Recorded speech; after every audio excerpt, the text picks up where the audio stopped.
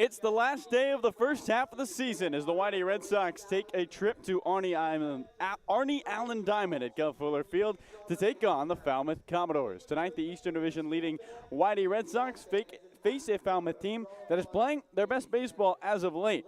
The Red Sox are currently riding a three-game stretch that includes a blowout against Wareham, a 30-minute delay at Hyannis, and the top of a ninth-inning comeback by Hyannis at home. Whitey is without a win in their last three games and looking to snap that streak after the off day as they face the Commodores. On the other side, the Falmouth Commodores are swinging the bat better than any other team on Cape. As of late, Falmouth has pushed across 21 runs over their last three games. An inflection of new bats has revived the Falmouth lineup as they won back-to-back games against the juggernaut that is Katuitt and took the day off yesterday. Falmouth will try and keep their hot streak going with a win tonight. It's game 22 of 44 as we hit the halfway point in the 2022 Cape League Summer. And the Whitey Red Sox are looking to get back on track here at Arnie Allen Field. Carlo Jimenez alongside Sam Lebowitz, and let's get you the starting lineup for these Whitey Red Sox. It begins with Caden Connor, the junior from Cal State Fullerton. Hunter Haas on his way to Texas A&M, finding a home in that two-hole. Chase Mydroff bats third out of the University of San Diego. Johnny Long is cleaning things up at Long Beach State. It's Cole Carrig batting fifth, the junior from San Diego State. Mike Bovey behind him, the junior from Omaha. Paz Ferreras bats seventh out of Western Carolina. Homer Bush Jr. is in the eighth spot today at a Grand Canyon. And the catcher finishing things off, the junior from Georgia. The pitcher on the mound for these Falmouth Commodores, it's the right-handed arm of Joshua Roberge, making his first appearance of the summer in a Falmouth Commodore uniform. And Sam, what do we know about the D2 product? Well, D2 product, but he had been a D3 product. He spent 3 years with Wheaton College in Massachusetts, not the one in Illinois. There's two Wheaton colleges, Carlo. Two? Two Wheaton colleges. Wow. He spent time at the one in Massachusetts, Chelmsford, Massachusetts native, pitching in his home state this summer after an excellent year for SNHU as a grad in which he was first team all-conference this year for a program that was the 8th-ranked national team among all D2 programs heading into the postseason. All right, and the pitcher stands at 6'2", as he looks on towards the left-handed bat of Caden Connor. 77 degrees here in Falmouth, Massachusetts. A partly cloudy sky, and the first pitch of the day. Fastball at the top of the zone. No balls and one strike to Caden Connor. Mostly a fastball, changeup, and slider mix from Roberge. And he's got some sink on that fastball. 0-1. Connor takes. Fastball that misses low. Home plate umpire today is Mickey Garcia. And the count, 1 ball and 1 strike. We'll get you the defense for this Falmouth team after the at-bat with Connor. 1-1 down the hill. Slider misses away. 2 balls and a strike. Mentioned Roberge making his debut. A guy who's a Massachusetts native. We're in the stirrups today, 2-1. Another fastball low. 3 balls and a strike, and a good at-bat here from Caden Connor. Has not swung, and he's got a 3-1 count.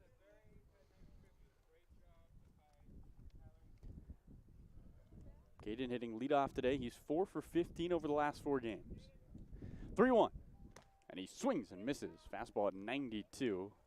About belly button high, and the count runs full to the first hitter of the day here in the top of the first.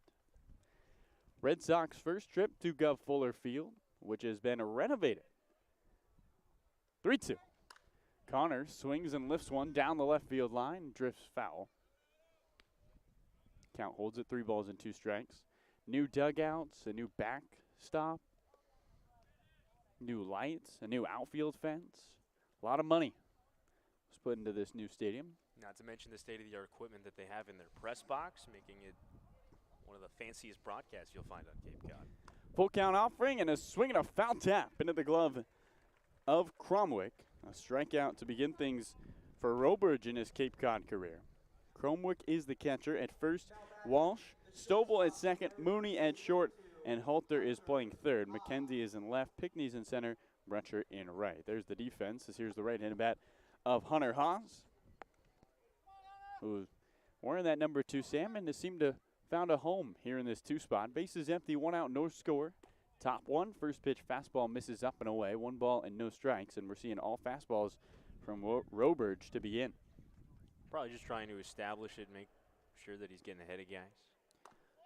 1-0 above the zone and inside. Haas leans back. 2 balls and no strikes.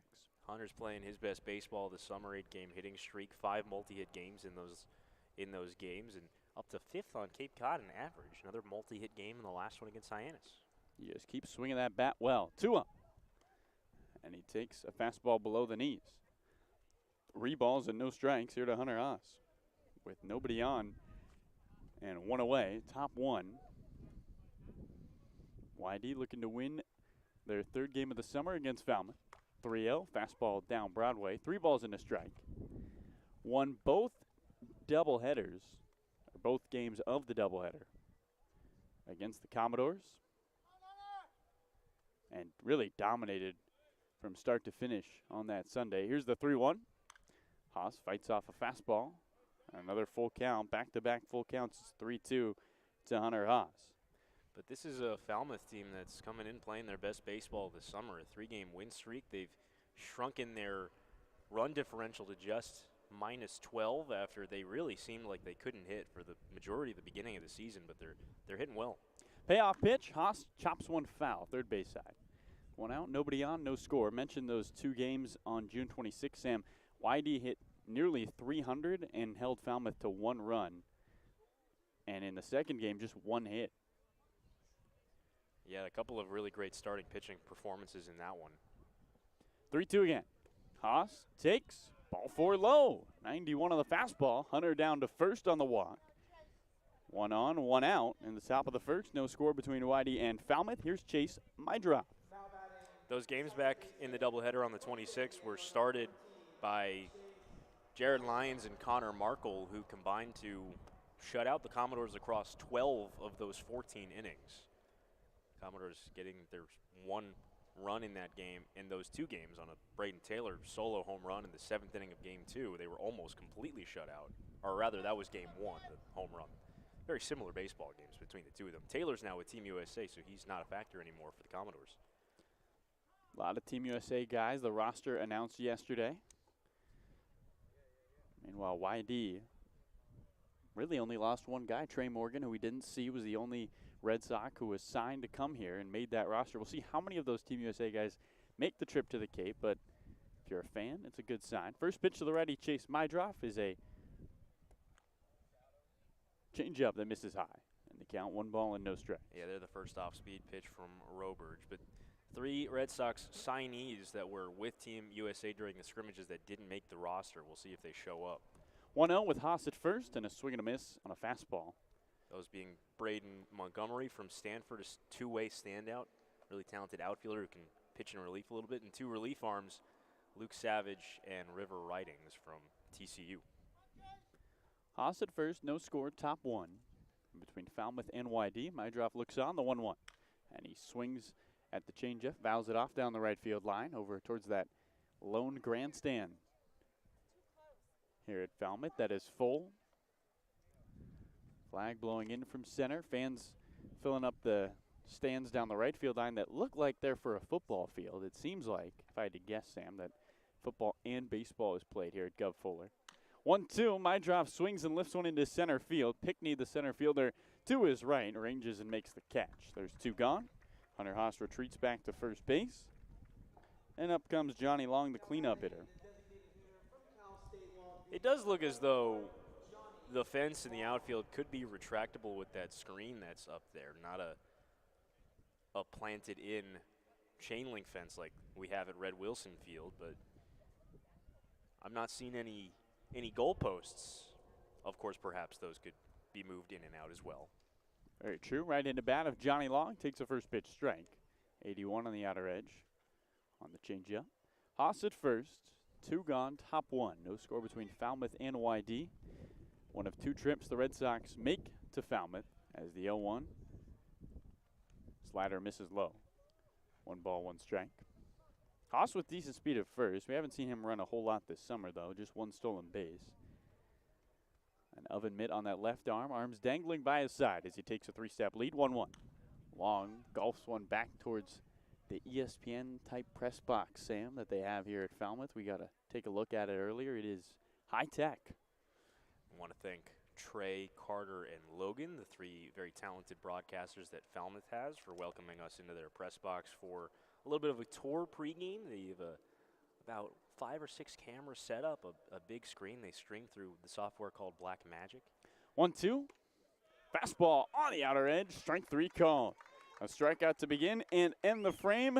And the first inning of Joshua Robert's career as a pitcher for Falmouth is a clean one. 1 walk, 1 left on, no runs come across. Bottom of the first coming your way here at Gov Fuller Field, and zeros on the board. Eric Yost out to pitch for the Red Sox.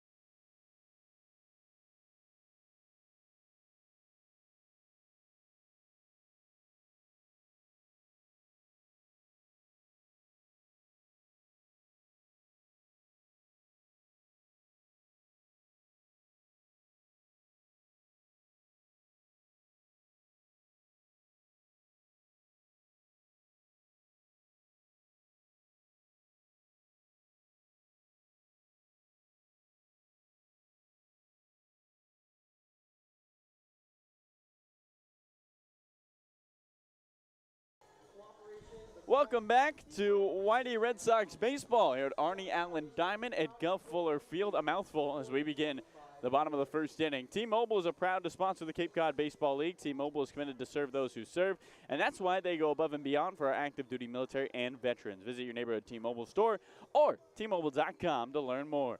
Carlo Jimenez and Sam Lebowitz with you as we welcome you into the bottom of the first inning in a scoreless game between YD and Falmouth.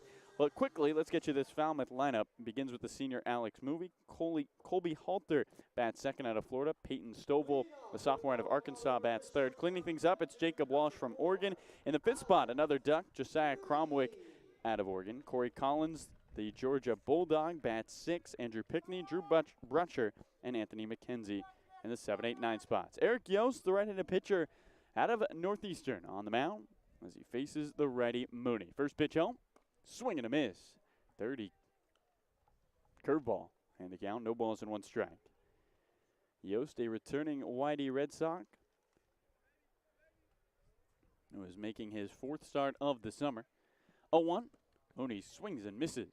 Another curveball, no balls and 2 strikes. In the 13 1/3 innings of work Yost has pitched, it's to the tune of a 4.72 ERA. He's coming off a outing against Catuit in which he picked up the loss. 0-2. Changeup misses high. 1 ball and 2 strikes. A guy, Sam, who hasn't had the best of luck behind him, is 0-3 on the summer. And every time he seems to pitch, here's the 1-2. And a swing and a ground ball left side. Third baseman, Pass Ferreras, is there with a belt high snare. Throw to first and plenty of time. And we'll get you the rest of the defense. It's Ferreras at third, Hunter Haas at short, Chase Madroff at second. Mike Bovey is at first from right to left in the outfield. We'll do it the opposite way, 9-7. Homer Bush Jr., Cole Carrick, Caden Connor in left. Fernando Gonzalez is putting down the signs. But I was going to say, Sam, it seems like every time Yost pitches, he is always working out of the stretch, always guys on base. We'll see if he's able to keep a cleaner base paths today. Halter, the left-handed batter in those Falmouth white uniforms, looks on. Yost deals a fastball at the knees for strike 1. No balls and 1 strike. Well, Yosti's been fairly effective for the Red Sox. He's kept them in games in all 3 of his starts, despite all 3 being losses. 0-1. Another fastball. And that one just misses low. 90 on the radar. 1 ball, 1 strike. 1 out, nobody on, no score. But Carlo, if you look at those scores in those 3 losses, 3-0, 2-0, 4-1. There's the curveball, and that misses below the knees. 2 balls and a strike. Yeah, Eric has not had the best run support so far from his Whitey hitters. Only 1 run scored in those 3 games. Yeah, I would say so. Hopefully, Red Sox are trying to get him some offense. Here's the 2-1 down the hill, And a swing and a pop up into center field, shallow center. Cole Carrig ranging into left center field and comes all the way in, almost to the edge of the infield dirt to make the catch. Cole Carrig getting his steps in. There's one away. Called off Caden Connor awfully late there. Caden was calling all the way, and Cole said, I'm going to run and grab this one for you. And after he did, Caden just kind of stood there a minute and said, okay, all right. Cole always wants the baseball. Here's another left-handed bat. It's Peyton Stovall. Quickly 2 outs. No score, bottom of the first between Whitey and Falmouth. First pitch home. Stovall takes a fastball low. And they count 1 ball and no strikes. Carlo, they do say that if the center fielder can get to a baseball, then let him take charge on that one because he's the quote-unquote captain of the outfield. 1-0. Fastball catches the zone, low and in. 1 ball, 1 strike. But at a certain point, if it's a routine play, it almost feels a little selfish. I'm sure those two have a fun laugh about it after. Oh, 2 really fun guys to chat with. 1-1 down the hill. There's the curveball. Check swing. Did he go? No. And the count, 2 balls and a strike. Wind blowing in here at Gov Fuller Field. Some clouds in the sky. It was overcast about 2 hours ago, but sun peeking out from behind the clouds. Yost looking for a 1-2-3 frame. 2-1. Curveball. Misses low. And the count, 3 balls and a strike. Seeing 2 fairly different approaches from these 2 starters. Lots of fastballs in the first inning for Roberge, and Yost has been throwing a lot of those curveballs. Stovall looks on. 3-1. That misses low and in and gets him. Did it get him or did he take the walk? Doesn't matter. It's all the same result. He heads down to first on a 2-out walk. Sure. Here's Jacob Walsh. Try to get that answer for you from the official scoring. Mickey Garcia kind of put his hands up, but there was no deliberate sign on whether that clipped him. So with 1 on, no score between Whitey and Falmouth in the bottom of the first. Here's another left-handed bat. It's Jacob Walsh out of Oregon. It was a walk. The scoreboard had the count wrong. And the first pitch to him is a curveball that bounces in the dirt. 1 ball and no strike. So thanks for getting that clarity to us, Sam. Walsh, a guy who went 1 for 3 last time against Whitey. One of just the 5 hits in the 2 games played on that doubleheader on June 26th. Playing well as of late. The 1-0, curveball for a strike, 1 ball, 1 strike. There's a good backdoor curve there by Yost, who hasn't been throwing them a ton for called strikes in this inning, but that was, I think, one of his better ones. Stovall leads at first with 2 gone in the bottom of the first. Here's the 1-1. And he swings and laces this one into left. Caden Connor started in, going back. He reaches up. The left fielder makes the catch hit high. And Connor able to snare the line drive that ends the first inning. 1 walk, 1 left on. No runs come across. We head to the second, and no score here at Gov Fuller Field between the Whitey Red Sox and the Falmouth Commodores.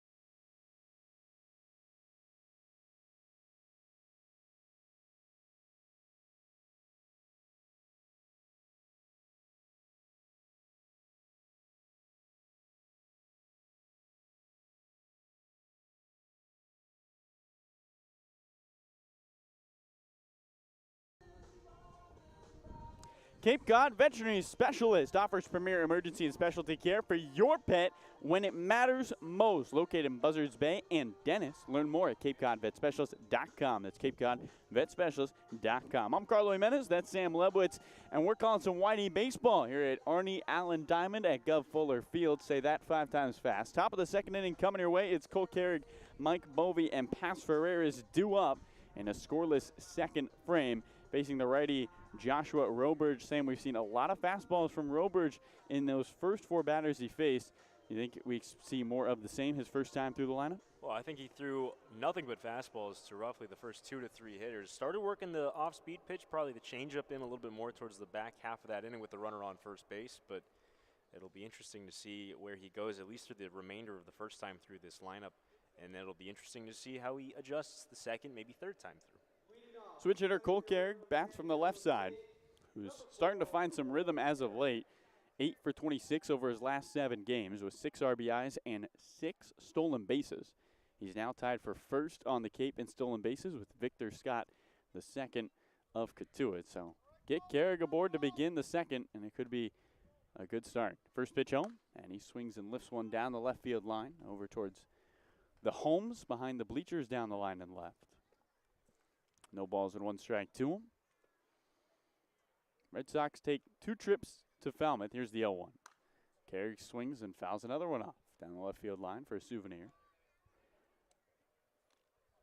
The next one will be in late July, looking to win their 3rd of the summer after sweeping the Commodores in a doubleheader earlier this summer.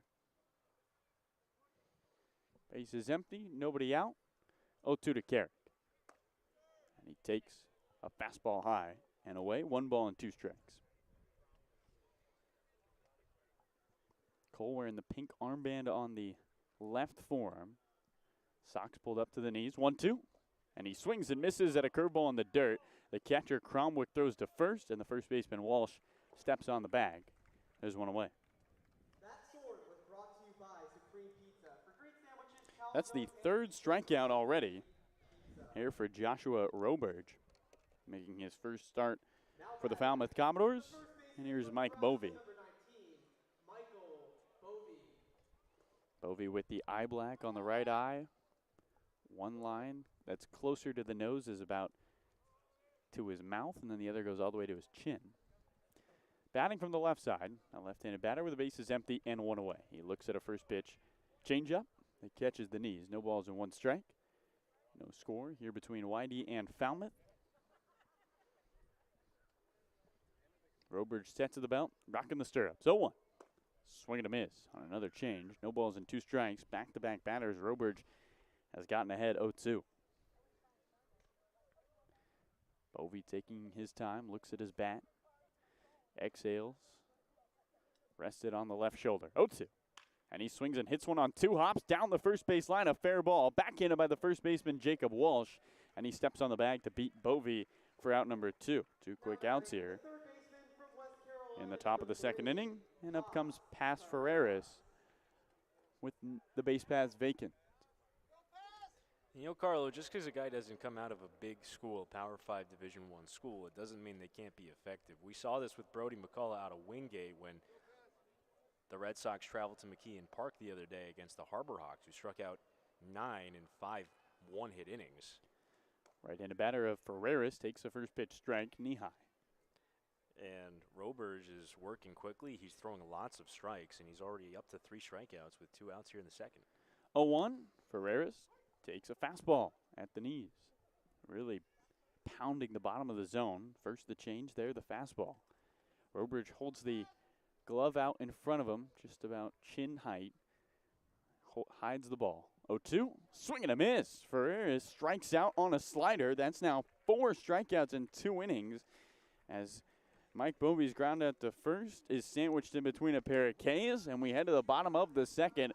Joshua Roberge pitching well in his Falmouth debut. No score midway through the second.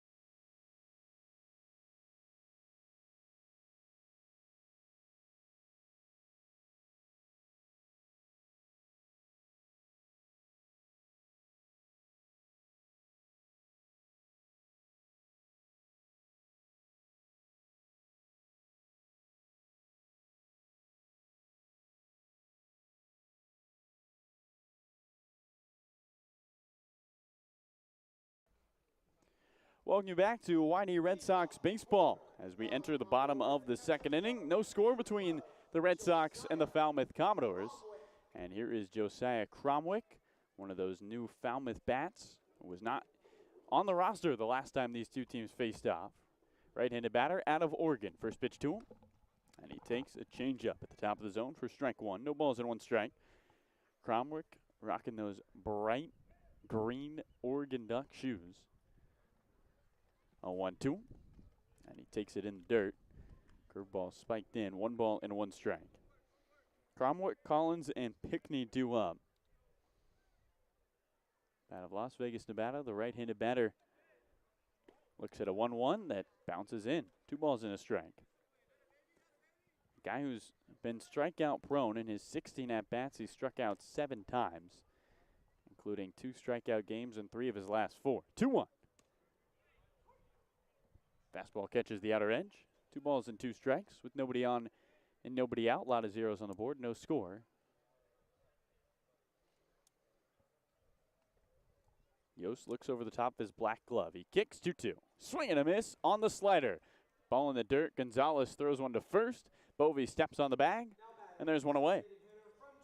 There's the first strikeout for Eric Yost. And Sam, both of these pitchers moving with some pace here today. Yeah, when we came off air after the last half inning, I said to you that Joshua Roberge is pitching like he's got a dinner reservation somewhere because he's getting the ball, getting his sign, and just going. Yost taking a hair longer than him, but still pitching quickly and has a nice pace to him. Left-handed bat of Corey Collins swings and misses at a first pitch curveball. No balls and 1 strike. A lot of off speed here from Eric. Bottom 2, no score, YD and Falmouth. And a Georgia meeting at the plate. The catcher, Fernando Gonzalez, and the hitter, Collins. 0-1, fastball low. 1 ball, 1 strike. Corey, who seeing the ball a little better, took 2 walks against Katuitt in the back half of that home and home. Had taken 2 walks on the season coming in. 1-1 is a curveball in the dirt. 2 balls and a strike. For the Bulldogs, he hit .256 in 54 starts with 11 home runs. Yost 2-1. Fastball downstairs. 3 balls and a strike. YD trying to end a 3-game winless streak after a pair of losses and a tie. Falmouth, on the other end, trying to win 4 in a row for the first time this season. 3-1. Fastball swinging a foul down the left field line. And the count runs full. 3 balls and 2 strikes to Corey Collins, the designated hitter. Collins looks at his bat, exhales, takes a couple of half swings, taps the plate, digs back in. Nobody on, 1 away, no score, bottom 2. Here comes Yost, 3-2. And a swing and a foul ball down the left field line over on the fans behind the YD dugout. These brand new dugouts here at Gov Fuller Field. They're nice. Hangers, cabinets, plenty of space. In fact, the one down the right field line still needs a roof on it. So brand new but unfinished. Defense playing straight up against Collins. Here's the 3-2. And he takes a curveball low. Second walk issued by Eric Yost today, when with 1 out on to first goes Collins. Represents the go-ahead run here in a scoreless bottom of the second. Here's Andrew Pinkney.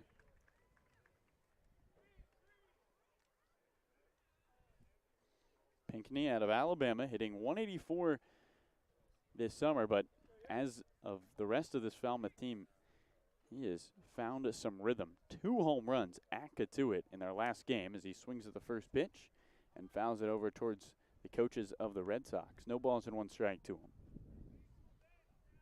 He had 1 home run before that game, picked up 5 RBIs.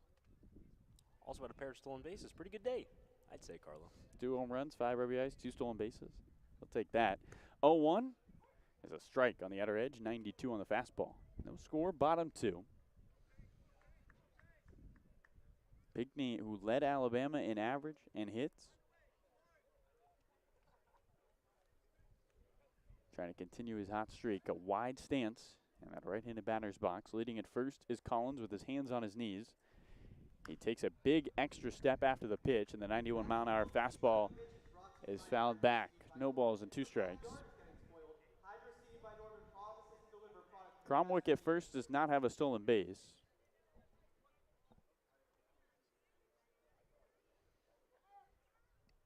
The Management and Information Systems major looks at an 0-2 and swings and cranks one foul over towards the basketball courts. A nice piece of hitting there on a 3-2 count by, or 0-2 count, excuse me, by Pinckney.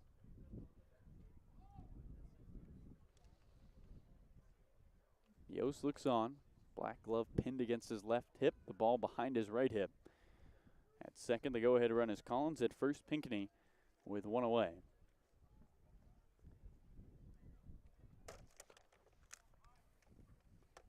Falmouth trying to get a win here at home. Would be their first of the summer against the Red Sox from Yarmouth Dennis. First pitch home, swinging a ground ball right side. This could be 2. Second baseman Mydriff goes to second for 1. Hunter Haas's turn is in time. They turn 2. 4-6-3. A good flip by Mydriff on a hard hit ball right towards the hole. Brutcher grounds into the double play. And the mess on the base paths is cleaned up nicely by the defense. No score through 2 frames here at Gov Fuller Field. We head to the third. 1 hit, 1 left on, none come across.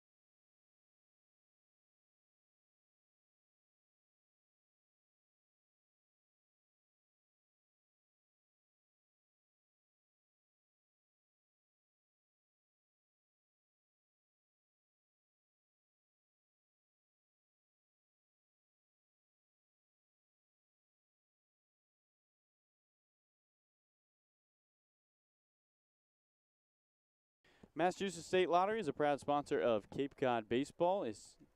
Massachusetts State Lottery is celebrating the games we love playing. From the baseball diamond to the many lottery games that help support all 351 cities and towns across the Commonwealth. Here's the 50 years of winning and 50 more. Top 3 here at Arnie Allen Diamond between the Whitey Red Sox and the Falmouth Commodores. And up stems the right-handed bat of Homer Bush Jr. for the Red Sox. First pitch fastball misses away. The count 1 ball and no strikes. 4 strikeouts already for Joshua Roberge in his Falmouth debut. Working awfully quickly, the 1-0. Bush swings and misses. At a changeup, the count 1 ball and 1 strike. 8-9-1 due up for YD, still looking for their first hit of the night. As the 1-1 misses low and away. Fastball can't find the zone. 2 balls and a strike. Roberge jersey flapping in the wind, 2-1. Fastball at the knees on the outer edge. 2 balls, 2 strikes. Homer Bush Jr. had 3 hits in 7 at-bats, including an RBI against Falmouth. Here's the 2-2, and he fouls it off down the right field line. Looks like they got a piece of the catcher, Cromwick. And home plate umpire Mickey Garcia goes and walks the baseball to the catcher, Roberge.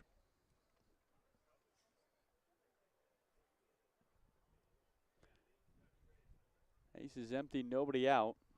The Red Sox first trip to Gov Fuller Field, looking to end a 3-game winless streak. Wind blowing in from center. 2-2. Swing and a miss at a high fastball. That's the 5th strikeout for Roberge as Homer Bush Jr. goes down with a K. And up comes the 9-hole hitter, Fernando Gonzalez. As the clouds here at Falmouth shade the sun, the lights turn on in the top of the 3rd. No score between YD and the Commodores. Gonzalez, a right-handed batter. First pitch, fastball on the outer edge. No balls and 1 strike, 2. Fernando hitting 148 on the summer in his 27 at-bats. Picked up a hit last time these two teams faced off. Robert sets a 1.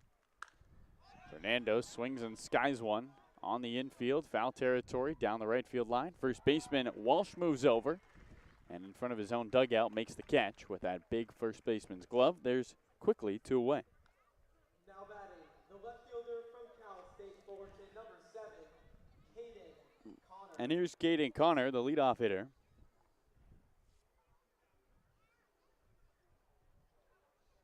Who struck out swinging on a full count his first time up. Nobody on, 2 away, top 3. Here in Falmouth, Massachusetts. After the off day, the Whitey Red Sox are looking to get back on track. Still leading the Eastern Division, but haven't had a win in 4 days. Roberge first pitch home. The lefty Connor smacks one down the left field line, foul. 92 on the fastball. No balls and 1 strike. Caden playing left today. We've seen him in right. At first, 0-1. And he swings and hits one off the end of the bat on 1 hop for the third baseman Halter. Gloves head high, throw to first, across the diamond, and in time. Another 1-2-3 inning for Roberge. He is now retired 8 in a row. We head to the bottom of the 3rd. No score between YD and Falmouth.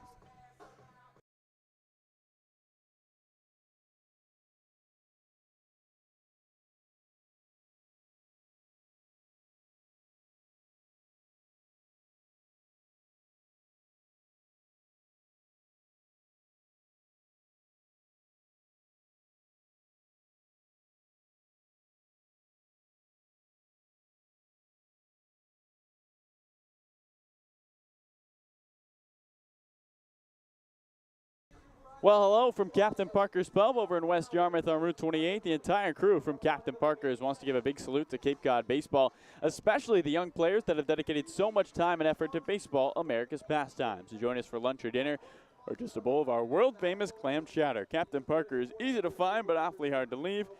MP Sports Cards is proud to sponsor the kids' baseball clinics. If you're a sports card collector, be sure to stop by and check out their latest releases. Graded cards and supplies and more. A local favorite for hobby enthusiasts across Massachusetts. And of course, your Cape Cod Baseball League. Stop in our store and mention code Red Sox to get 1 free pack of 22 Topps Baseball Update with any purchase.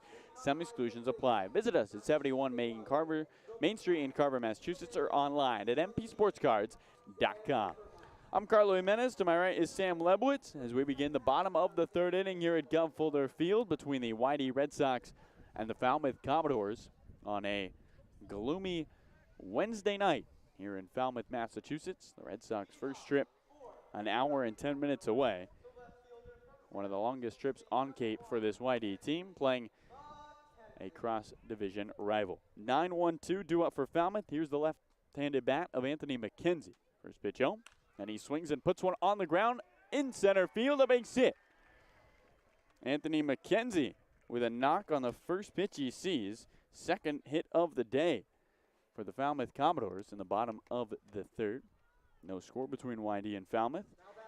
Go ahead run at first. And here's Alex Mooney as the lineup card flips. Mooney, a right-handed batter.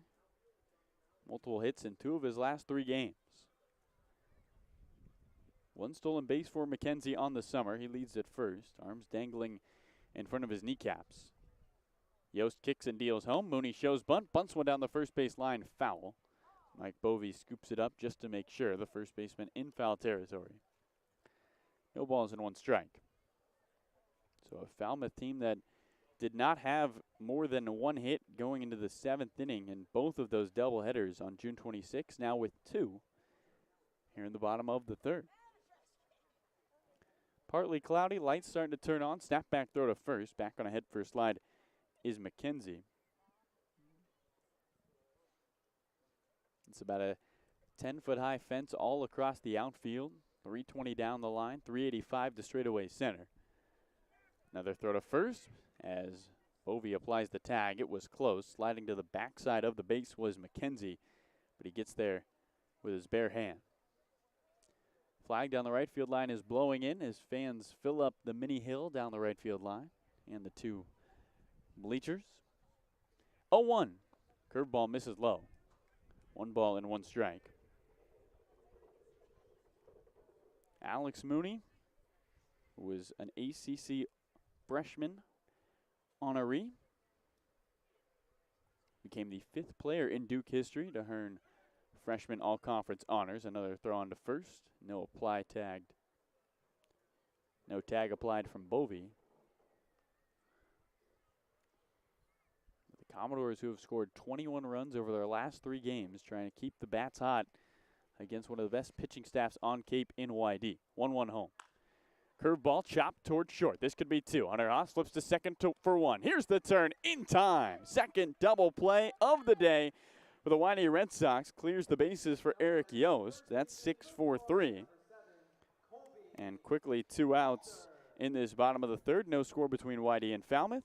And here's the junior from Florida. It's the Gator, Colby Halter. That keystone up the middle of the diamond is looking really, really solid on the defensive side for the Red Sox, with both Mydroth and Hunter Haas now on those 2 double plays, making beautiful picks and beautiful turns. Both of them getting a chance to see it from both ends. Mydroth the front end of 1. Hunter Haas says, I got it this time for Chase. Left in a bat of Halter, swings the first pitch. Jammed in on the hands. He trickles it down the first base line, foul. No balls and 1 strike to him. 2 outs, bases empty, no score between YD and Falmouth. 2 teams going in opposite directions, Sam, and somebody's going to feel good after today. Will Falmouth win their 4th straight? 0-1. Curveball drops in for a strike. No balls and 2 strikes. Or will YD get back on track in a 3-game winless streak? If they don't get a win today, they would match their longest of the season. Began the year 0-3-1. Since then, they have not lost more than 2 in a row.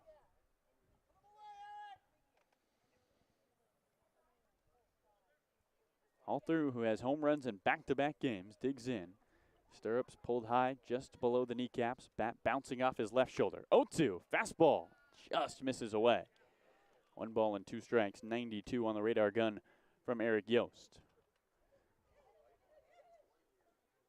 Halter, a Gator out of Florida, grew up in Jacksonville. 1-2, and he swings and lifts one into left field, going back to left fielder Caden Connor on the sprint, still going back on the warning track.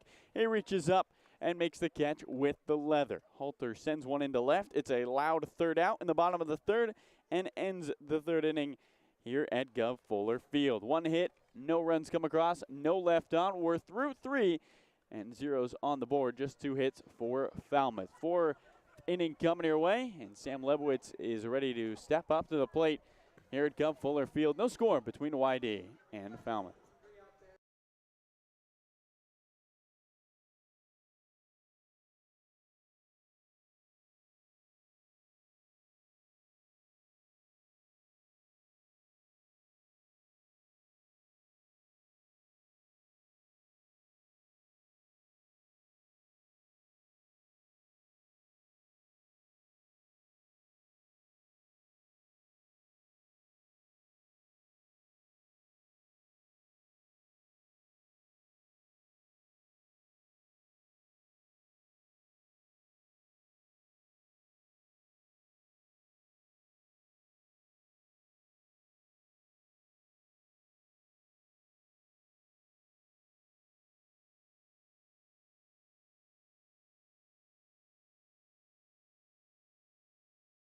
Thought about buying or selling a home? Emily Szymanski of the Salty Dog Group is your pet-friendly neighborhood realtor. As part of the team at the Keller Williams Realty of Cape Cod and the Islands, Emily's your go-to resource for home buying and selling.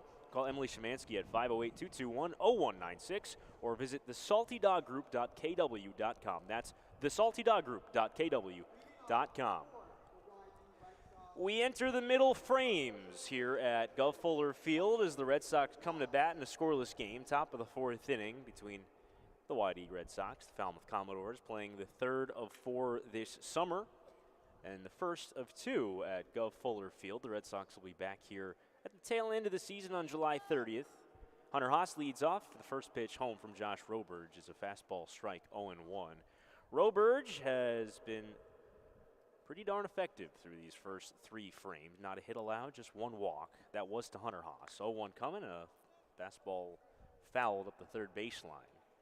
Quickly the count 0-2 on Haas, who, again, the lone base runner for Whitey. He walked with 1 out in the first, didn't advance past first. Roberge pitching quickly as we're off to a bit of a meandering start in this game. 0-2, swing and a miss. You got him chasing a slider away. And that's already the 6th strikeout for the right-hander out of Southern New Hampshire University, who spent 3 years at Wheaton College in Massachusetts before heading to, well, Southern New Hampshire geographically. It's an outing like this, Sam, too, that can really put you on the map. Sure, there haven't been a whole lot of scouts at Roberge's game. He's getting good exposure here and taking advantage. First one to Chase Mydrop, another off-speed pitch, drops in strike 1. Chase lifted 1 out to center for a fly out his first time through. Red Sox without a hit as we play in the 4th inning. Red Sox in their road reds. 0-1, fouled off right side. The Whitey logo in blue lettering with white lining in the upper left chest. And the numbering in the bottom right of the chest. Numbering on the back with the same design. 0-2 to Mydroth. Fastball just missed below the knees, says Mickey Garcia. Count 1-2. White pants, red stripe down the side. For Falmouth, it's their white home unis with Falmouth in maroon across the front. 1-2 is punched out towards right center by Mydrop. This one's going to get down for a base hit. 1 hop in front of Drew Butcher, and there's the first hit for the Red Sox in this one. It's a 1-out single for Chase Mydrop as he goes with a fastball and goes to the opposite field with it. We'll see if that can spike something here. Mydrop now reaches for the 14th straight game. But you're able to get to Roberge. He can pitch with a runner aboard. That ends the 9 in a row retired by the righty.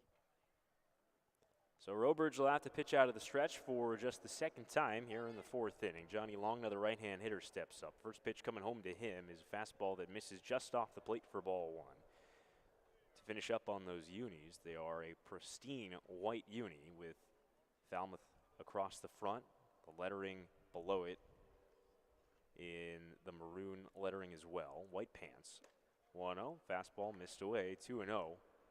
Roberge opting to go with the stirrups. Maroon socks, white stirrups, black hats with the maroon F for the Commodores in this game. Before a 2-0, a check on Mydroth at first. Not really a threat to run. Chase this summer has just 2 stolen bases in his 14 games. 2-0 coming along. Swing and a miss. Out ahead of a slider. Count 2-1. The infield playing Johnny straight up. Back at the Keystone playing for 2. Outfield straight up as well. Slight shade towards the pull side for the Long Beach State DH. 2-1. Swing and a miss. Another slider. This one up a little bit, but Long again out in front of it. Johnny took a called 3rd strike his first time. Now a 2-2 count on him. Cole Carrick to follow here as we play in a scoreless game in the 4th at Gov Fuller Field. 2-2. Runner going, swing and a miss, strike 3. Throw down is into right center. Mydrop takes a few steps towards 3rd, but holds up.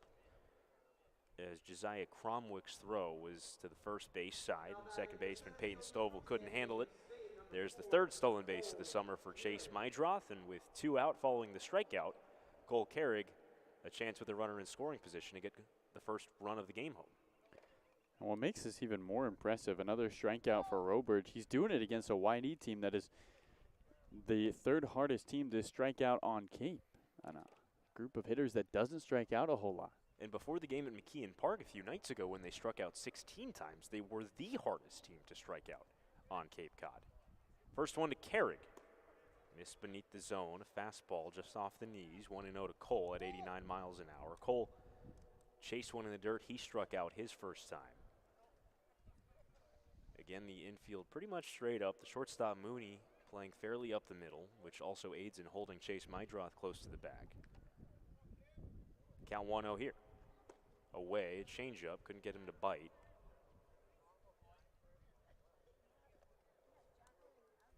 temperature has dropped a bit as we play here in the fourth, approaching 7 o'clock local time. Temperature got up into the mid-80s today. 2-0. Roped out towards left center field. That's going to get down for a base hit in front of the center fielder Pinckney. Around from third comes Mydroff. He will score. Carrick trying for 2. The throw is not in time. A hustle double and an RBI for Cole Carrick, and the Red Sox strike first here at Gov Fuller Field. A pair of hits in this fourth inning produce a run. It's 1-0. And that's a well-manufactured run by this YD team. You get the single, the stolen base, and then Carrick the extra base hit. Exactly how you want to get it done. An offense that didn't have a hit coming into this fourth frame gets 2 and brings a run across. Double number 3 for Cole, RBI number 9. Red Sox leading now 1-0 here in the top of the fourth. Then Mike Bovee will try to make it more. Another left-hand hitter. First pitch home to Mike is fouled straight back to the net, 0-1. Mike grounded sharply to first his first time. And he has been in a bit of a funk over his last 9 games, hitting just .115. That's 3 for 26. But still 4th on Cape Cod in on-base percentage. He's still taking a fair share of walks in that stretch. 0-1. Low. Another changeup. The count 1-1 on Bovee.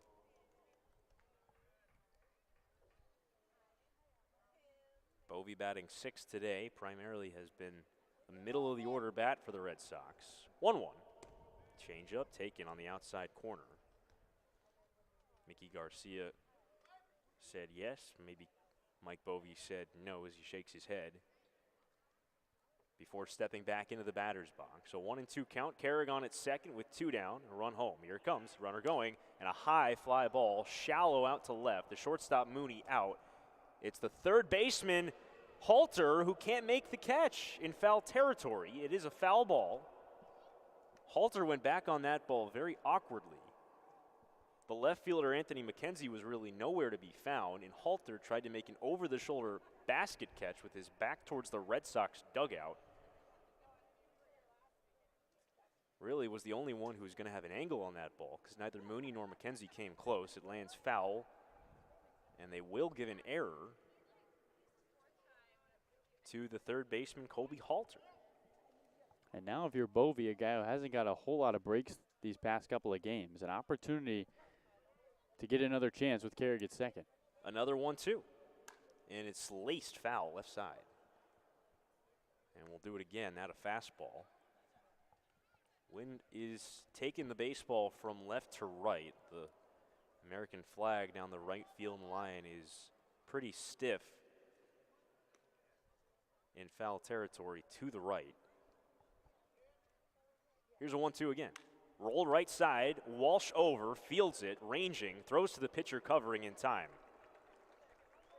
So Bovee almost got one through that right side of the infield, but Jacob Walsh, a nice play to turn it into an out. Red Sox do tally 2 hits and a run. Cole Carrick's RBI double is the opening salvo in this ball game. 1-0 Red Sox. To the home half of the fourth we go.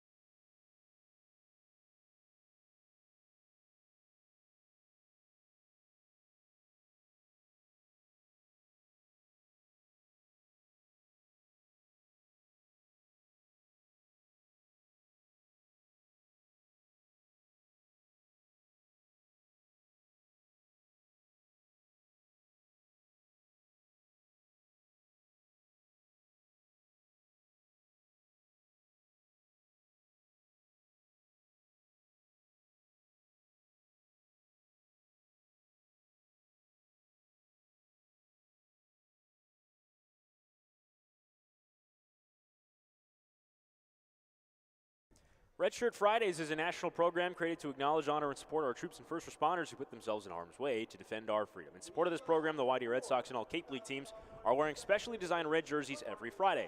This special weekly celebration of Red Shirt Fridays is sponsored by Zephyr Hats, the Massachusetts State Lottery, and OT Sports. Support our troops and first responders and join us by wearing red each Friday.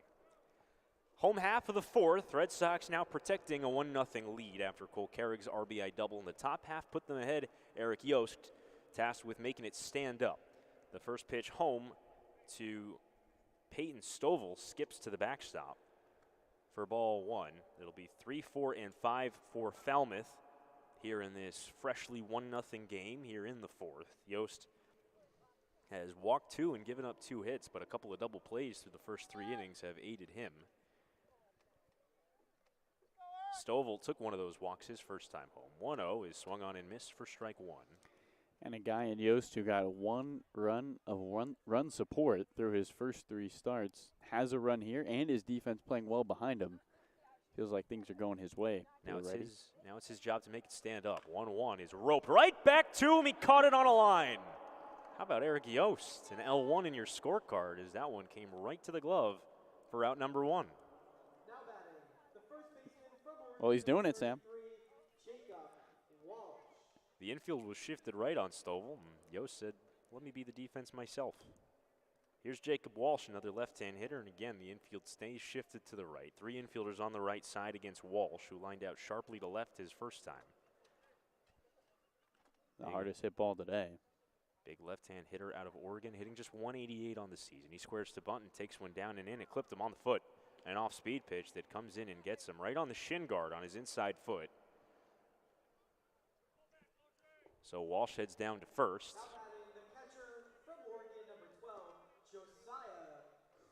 He sees one pitch. It sees him back. Runner on first, 1 away. Here's Josiah Cromwell, the catcher. Came up empty on strike 3 his first time.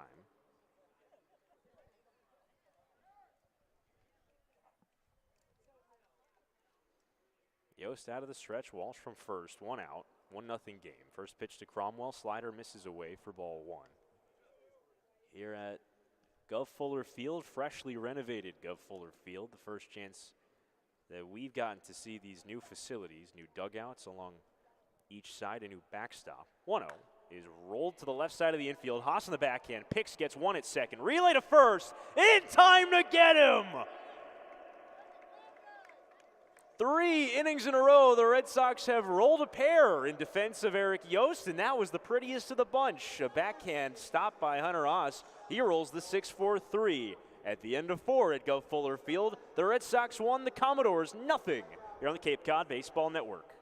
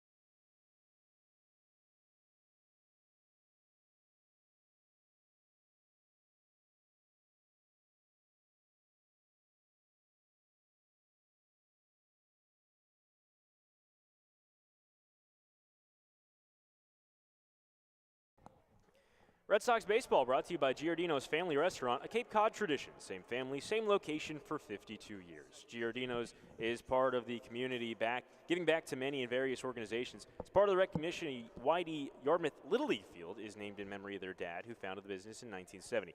Giardino's is a family-oriented operation serving a wide-range menu that is sure to please everyone. Give them a try, you'll come back. Visit at 242 Main Street on Route 28 in West Yarmouth, or visit Giardino'sFamilyRestaurant.com. We enter the fifth here at Gov Fuller Field in beautiful Falmouth, Massachusetts, as the Commodores make a change on the mound.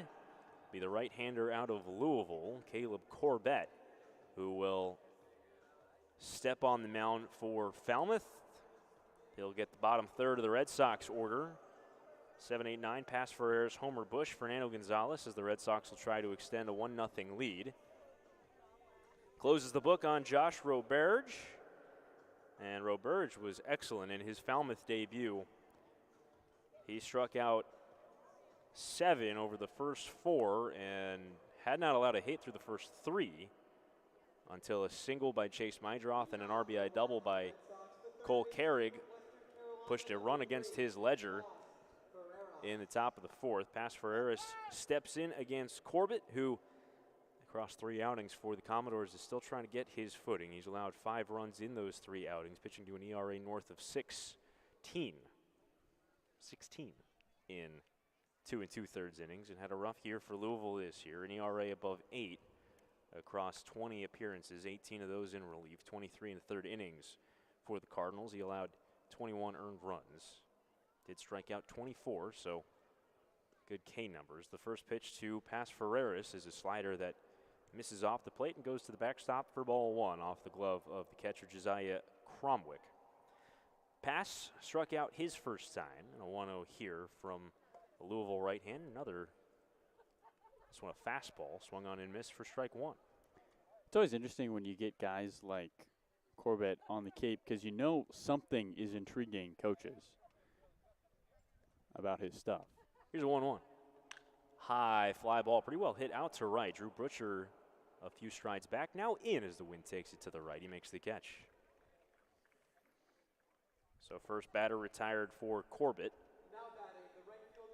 Corbett last pitched against Bourne at Doran Park on July the 2nd. It was his best outing of the summer so far. Went an inning and a third, allowed 2 walks, no hits, no runs. His first scoreless outing of the summer. Here's Homer Bush. Fastball missed away, says Mickey Garcia, at 92 for ball 1. Corbett will be a junior next year at Louisville. And a 1-0. Fastball, again off the plate. This one a little further out, and the count 2-0.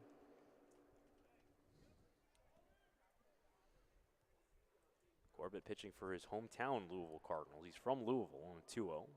Fastball beneath the knees. Count quickly runs to 3-0 on Homer Bush.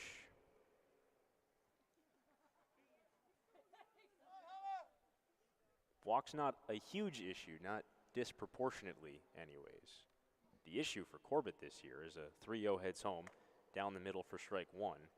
Only 10 walks in 23 in a 3rd inning, so middle of the road, decent control numbers, but the issue was the home run ball. He gave up 8, which is a lot in that short time period, as the 3-1 is slash foul right side heading towards the basketball courts along the right field line beyond the stands. So a full count on Homer Bush, who struck out his first time.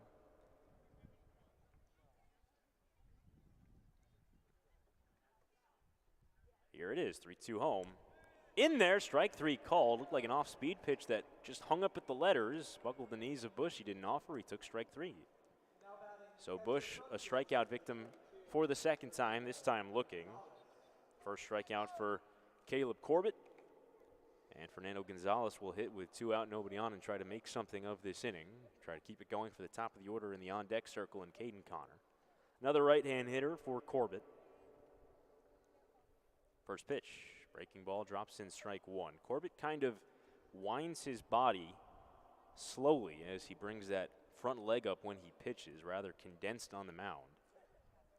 0-1. Fastball up at 92. So a 1-1 count on Gonzalez, who popped out to the first baseman Walsh in foul territory his first time.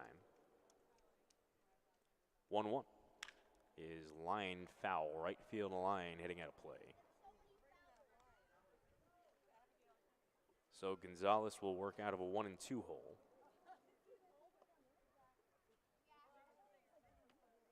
Fernando just a 148 hitter coming into this one. But really in there for the defense. He's been outstanding behind the plate for the Red Sox so far this summer. 1-2, popped up, right side of the infield again. Walsh going out into shallow right. It's the second baseman Stovall to call and make the catch. So Caleb Corbett comes out of the bullpen, works a 1-2-3 frame here in the top half of the fifth. We're halfway through at Gov Fuller Field. The Red Sox leading the Commodores 1-0. We'll be right back.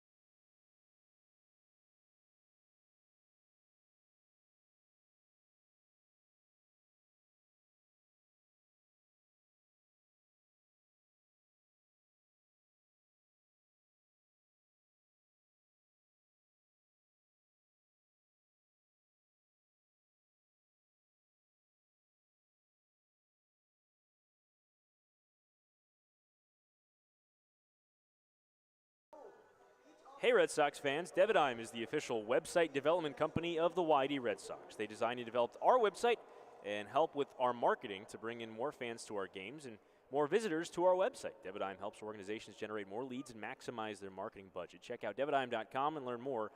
Be sure to like Devidime on Facebook. That's DEVADIGM.com. Devidime. We're halfway through here at Gov Fuller Field. Sam Lebowitz alongside Carlo Jimenez. Now as we enter the bottom of the fifth, Eric Yost back to the mound. His first pitch to the left-hand hitting Corey Collins is rolled right to the second base position where Hunter Haas, the shortstop, is shifted playing. Fields fires to first in time. One away, one pitch, and one set aside for Eric Yost, who, with that, protecting a 1-0 Red Sox lead, has now thrown just 49 pitches, with now one away in the bottom of the fifth, and a big reason for that, despite 2 walks, a hit by pitch, and 2 singles against his ledger in the first 4 frames, 3 double plays turned behind him. Here's Andrew Pinckney, first pitch home to him, a changeup misses low. Double plays have ended the last 3 offensive frames for the Commodores, 2 6-4-3s sandwiching a 4-6-3. 1-0 to Pinckney, misses away, another slider. And Pinckney is about as hot a hitter as the Commodores have if you go based off his last game alone. 2-0 is rolled to the right side of the infield. Chase Mydroth plays the high hop. His throw to first is in time, retiring the guy who had 2 homers and 2 steals and 5 RBIs on July 4th against Katuitt. He's set aside. No double play in this inning as the first 2 are retired for Eric Yost. Does bring up Drew Brutchard. Brutchard grounded into the first double play that Falmouth hit into. First pitch home to him, left-hand hitter taking off the plate, a curveball. Red Sox lead 1-0 here in the bottom of the fifth. Trying to quiet down a Commodores team that's been red hot as of late. 1-0, put up in the air, foul, left side. Commodores come in with their first 3-game win streak of this summer. They've scored 5 or more runs in each of those 3 games. after a scoreless tie against Brewster the day before that win streak started, 0-0, 1-1. Taken upstairs, a fastball at 90 from Yost. But they beat Cotuit 10-7 in the back half of the home-and-home series at Lowell Park on July 4th. 2-1. Rolled right side of the infield into the shift. Diving Hunter Haas can't get it. A ground ball splits both infield defenders. It's a base hit with 2 out for Butcher. Boy, if Haas is able to get to that ball, that would be an incredible play. Almost perfectly placed. The shift is on, but he's still able to roll one through. 3 infielders on that right side of the infield, and Butcher still found real estate. He's on at first with the 3rd Commodores hit, and it brings up Anthony McKenzie. McKenzie had a hit his first time through as well. First one to him, left-hand hitter. Curveball swung on and missed. It's fouled as it went behind Fernando Gonzalez, but Butcher not allowed to advance as McKenzie got a piece of it. If he can reach the top of the order to follow in Alex Mooney. But for now, it's McKenzie, the Sam Houston product. 0-1, curveball, miss, low and in. Count 1-1.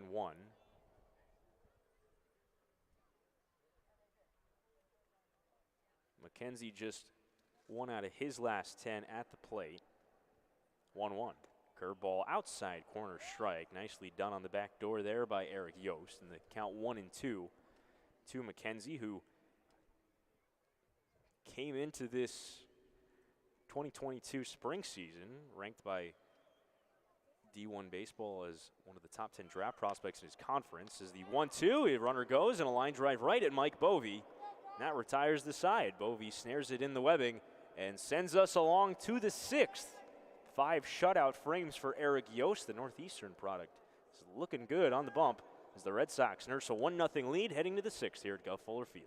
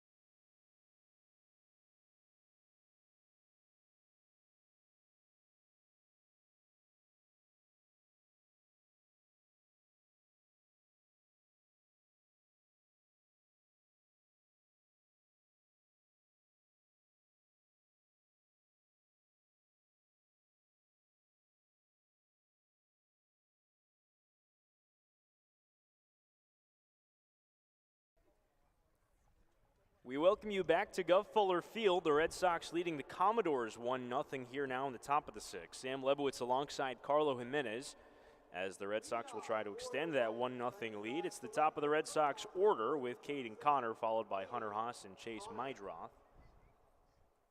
Caden's 0 for 2, a strikeout, a ground out to 3rd against Caleb Corbett, who's out for his 2nd inning of relief.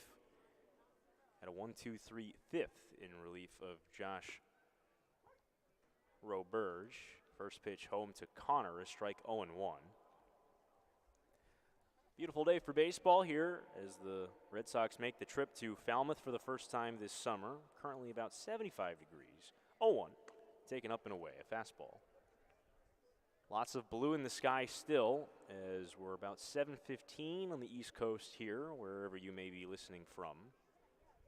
The light stanchions are on and operating at full capacity, but still lots of sunlight encompassing the field. 1-1, rolled up the middle, off the pitcher Corbett, bounced towards shortstop, and Alex Mooney will softly throw a a throw to first base. Caden Connor beats that out by a wide margin. Mooney would have been better off not throwing that ball.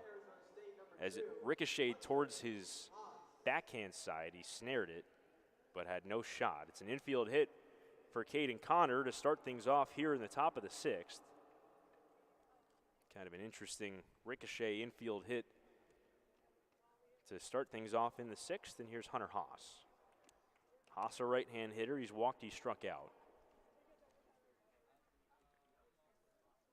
Before a first pitch to him, a check on first, where Connor beats it safely.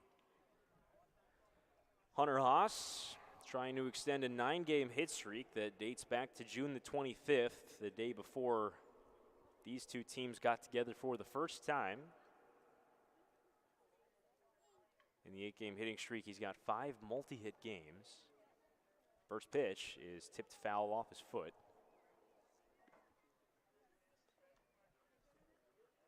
So an 0-1 count on Haas, who's seen his average rise before this game to 321. The OPS in the mid-8s at 843, following a 2-for-5 in the tie against Hyannis on July the 4th. Also drove in a run in that game. 0-1. Fastball in at the knees, strike 2. Says Mickey Garcia, the home plate umpire. Chase Mydroth to follow here in this 6th inning.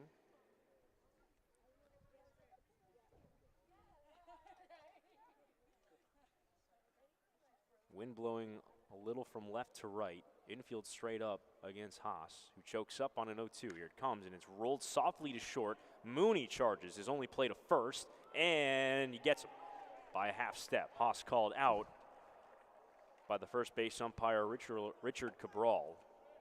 Now batting the second baseman from Up to second goes Caden Connor. Haas set aside on a bang-bang play at first. Here's Chase Mydroth. Mydroth got the action started for the Red Sox in the 4th with a single. He wound up scoring on the Cole Carrig hit. Mydroth's hit was the first Red Sox hit after Josh Roberge went the first 3. Prior to that, looking outstanding, having allowed just a walk over those 3 innings with 6 strikeouts. And the 4th, things kind of collapsed around him a little bit with the 2 hits and a run. Mydroth has a runner on scoring position, 1 out, first pitch to him. Missed away. Count 1-0 on that fastball. So Chase trying to extend this lead for the Red Sox, who lead 1-0 here in the top of the 6th. Trying to break a 3-game winless streak. 1-0. Fastball taken, a strike on the outside corner.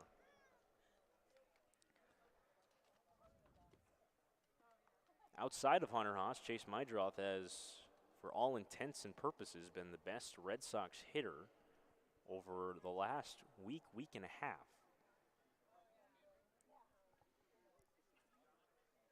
As here's a 1-1 in the dirt. Good block by Cromwick, the catcher. No advance by Caden Connor on that curveball.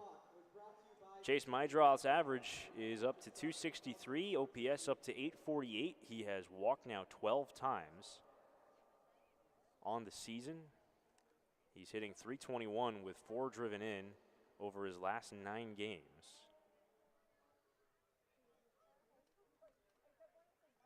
Trying to extend that mark. Here's a 2-1. High fly ball, not well hit, shallow center. Mooney, the shortstop, out. In comes Pickney, the center fielder. It drops in front of him for a hit. Up to third goes Connor on a bloop single by Chase Mydroth, his 2nd hit of the day. That one just kind of died out in left center. Pickney gave it a great effort on the dive, but it fell in. So the Red Sox will have runners on 1st and 3rd with Johnny Long, the hitter. And so you get the hit by Caden Connor on the deflection, and then the single by Mydroth into no man's land. You have to take advantage here, Sam. 2 plays have gone your way. Tack on to the 1-0 lead. Here's Johnny Long. Long has twice struck out, once swinging, once looking. Needs to put something in play here to get a run home. First pitch in the dirt. Another sprawling good block by Josiah Cromwick. Might have saved a run there. Count 1-0 on Long. Cole Carrig in the on-deck circle has driven in the lone run of this game. Long trying to tally at least one for himself and extend a 1-0 Red Sox lead. Right on right here, a 1-0 home to Long. Rolled to short in the hole. Mooney fields on the backhand. He goes to first with it, picked out by Walsh. He couldn't handle it. It's safe. Runner scores. Mydroth heads to third. He is safe there, as just now Walsh getting it in shallow right. Throws it to home plate before Mydroth could have any designs of coming home with it. Long safe at first. See what they call that. Going to be an infield hit that scores the run, an error allowing Mydroth to go first to third. Red Sox lead 2-0 now. As Long, a well-placed ground ball there. Not sure whether he would have had him at first base or not. Walsh couldn't dig out that one-hop throw from Mooney safely. So Mydroth, the runner on third. From first, now Johnny Long. And Cole Carrig, the hitter, drove home a run with a double his first time. First pitch, taken away, a fastball. Yeah, they do give Johnny the single there, Sam. You're right on. And then Mydroth goes to third on the air, according to the official score. Always love when I'm vindicated by the official score. 1-0 to Carrig. Upstairs, a fastball. And for Johnny, that's a good hit for him. He's now starting to get hits in a couple consecutive games. As Cromwell goes out to the mound for a conversation with his right-hander. There is action in the bullpen. It's Josh Stewart out of Texas, who has twice pitched for Falmouth and has been good both times. He's warming up down the right field line. It's a 2-0 count to Cole Carrig. Runners on the corners, a run home with one out here in the top of the sixth. Mike Bovey, the on-deck hitter, another left-hand hitter. Carrig, switch hitter, batting left. Tough guy to double up. Here's a 2-0. Ripped up the middle, a base hit. In from third comes Mydroth. Up to second, stopping there, Johnny Long. Second RBI hit of the game for Cole Carrig, and the Red Sox now lead 3-0 here in the sixth. What a couple of games here for Cole Carrig, Sam. That's another multi-hit game, another multi-RBI game. And in that middle of the lineup, he is a loud bat for this YD team, who now hold a 3-0 lead. And that's going to do it for Caleb Corbett, who had a 1-2-3 fifth in relief, but has allowed 4 hits, 2 runs here in the sixth. Josh Stewart will take over on the bump for Falmouth.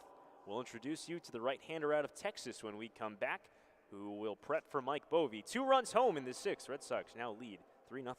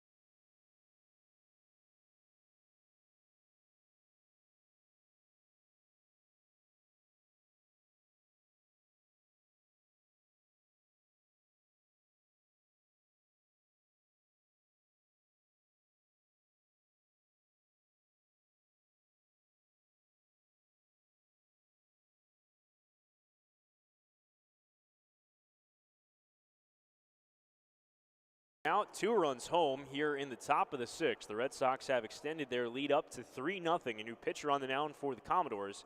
It's the right-hander Josh Stewart out of Texas, a Georgetown, Texas native, who takes over. 3rd appearance on the mound for Stewart. He's yet to allow a run for the Commodores across 3 innings. Last pitched on July 2nd at Bourne.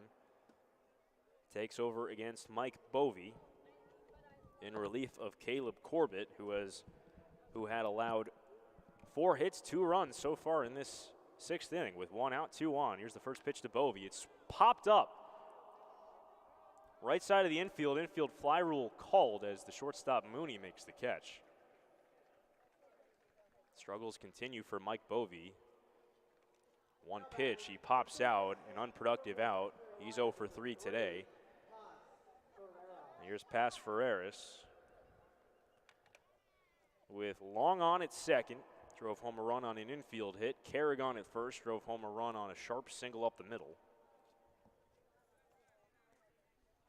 Take a pretty nicely placed base hit from Ferreras to get Long home from second, but something in the gap could score 2 with Carrig's speed. Here's the first pitch to Ferreras in the dirt. Good sprawling stop by Josiah Cromwick, the catcher. Count 1-0 on Ferreras, who has struck out and flown out to the opposite field in this one. Pass trying to break through with a hit despite a 2 for his last 25 skid. Extended with this 0 for 2 over his last 8 games. 1-0 to the right-hand hitter on its way from Stewart. Breaking ball, pop foul and out of play. Some good baseball pedigree in the family for Josh Stewart. His cousin Cole, that's K-O-H-L, might be a name that baseball fans remember, especially people who follow the draft in the minor leagues, because Cole Stewart was taken 4th overall in the 2013 MLB draft. 1-1 to Ferreras is a broken bat grounder right side of the infield. Second baseman Stovall over, throws to first in time. Ferreras left with just the handle in his hands as he grounds out to end the inning. Stewart gets his 2, but the Red Sox get 2 of their own here in this 6th inning, scoring a pair. And going to the bottom of the 6th, they lead 3-0 here at Gov Fuller Field over the Commodores.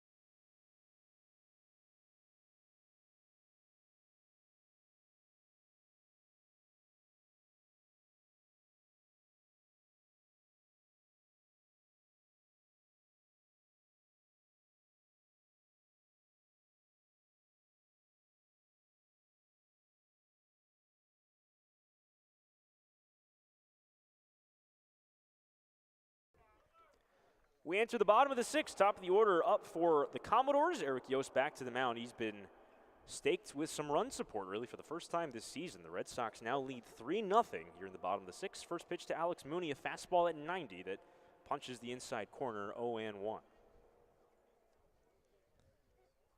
Yost has really done it without the aid of the strikeout. Only 1, 0-1. Fastball, this one misses inside to Mooney.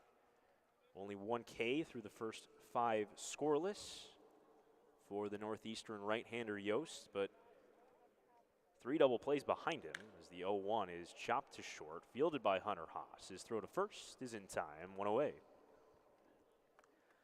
And lots of those, talk about the double plays, lots of balls on the ground for Eric Yost. The majority of his outs have come that way. And only 3 singles and a pair of walks against him to his ledger. So a guy who has not missed a lot of bats this season in general, really not missing a lot of bats today. Came in with 10 strikeouts in 13 1/3 innings this season, so less than a strikeout per inning. That's only gone down today. First pitch is a curveball, and strike 1 to Kobe Halter. And Sam, his last 6 outs he's recorded have come on balls on the ground and on the infield. Not a lot of hard contact against him either. Here's an 0-1. Swing and a half swing, strike 2 on Halter, who didn't really mean to there, but went around on a curveball. Count 0-2 on the Falmouth third baseman as the sun begins to set a little bit here at Gov Fuller Field. Not a lot of direct sunlight at the ballpark, but the sky's still plenty bright. 0-2. Slashed foul. Oh, watch out. Just beyond the Red Sox dugout where the Commodores' third baseline cameraman is. I think he got out of the way of that ball, but Halter's foul doing a little head hunting there. Everyone looks to be okay as Halter will give it a minute before he steps back into the batter's box. And the cameraman gives a thumbs up with a smile up towards his press box. Everything looks to be okay, but we are going to get it checked. The umpires are giving some attention over there. Get a we good? And we're good. As everyone heads back to their umpiring positions, that's Joseph Hilton and Mickey Garcia, the third and home plate umpires, who gave some attention down the third baseline to the Commodores employee wearing the headset, manning the camera. The Commodores, of course, one of the bigger media teams here on the Cape. 0-2 in the dirt. Good block by Gonzalez. But the count now 1-2 on Halter. They've got cameras along both first and third base lines outside the dugouts. They usually have a center field camera as well. Out of commission today. Talking to Trey and Logan and Carter before the game, they said it wasn't working today. 1-2 is rolled up the middle where Hunter Haas is shifted on the right side of second. His throw to first is in time for the second out. Another out on the ground for Eric Yost. Now batting, the second baseman from Arkansas. It's a good day to be a middle infielder. Especially if you're Hunter Haas, who has started lots of these chances. And with 2 out, nobody on, here's Peyton Stovall. Stovall today is 0 for 1 with a walk. First pitch, another left-hand hitter is rolled left side of the infield and through a base hit. Infield was shifted right. No one really playing in that traditional shortstop position, and the Arkansas slugger pokes it that way. With a 2-out single, he's aboard. Fourth hit against Yost. Here's Jacob Walsh. Talk about Peyton Stovall, who is a guy that was a top draft prospect coming out of high school last year. He's got excellent bat speed, a sweet left-handed swing that finds barrels as Jacob Walsh comes to the plate. He was the 29th ranked prospect by MLB.com. The first pitch is a curveball in the dirt, boxed around by Gonzalez, no advance by Stovall. In that if he had been drafted where he was projected to go, he would have made about $2.5 million based on those projections. But he said he wasn't offered nearly the number of money that he was looking for to break his commitment to Arkansas. Decided to go to Arkansas anyways. 1-0 in the dirt, another block by Gonzalez. This time a changeup. He said, quote, "It would have been life-changing money, but I want to win SEC championships and a national championship at Arkansas, and that the draft will still be there in 3 years." And true to form, a .295 hitter as a freshman for the Razorbacks. Hit 6 homers. 2-0. Pulled foul, right side leaping attempt by the catcher Cromwell in the on-deck circle, but he can't come down with it with the bare hand.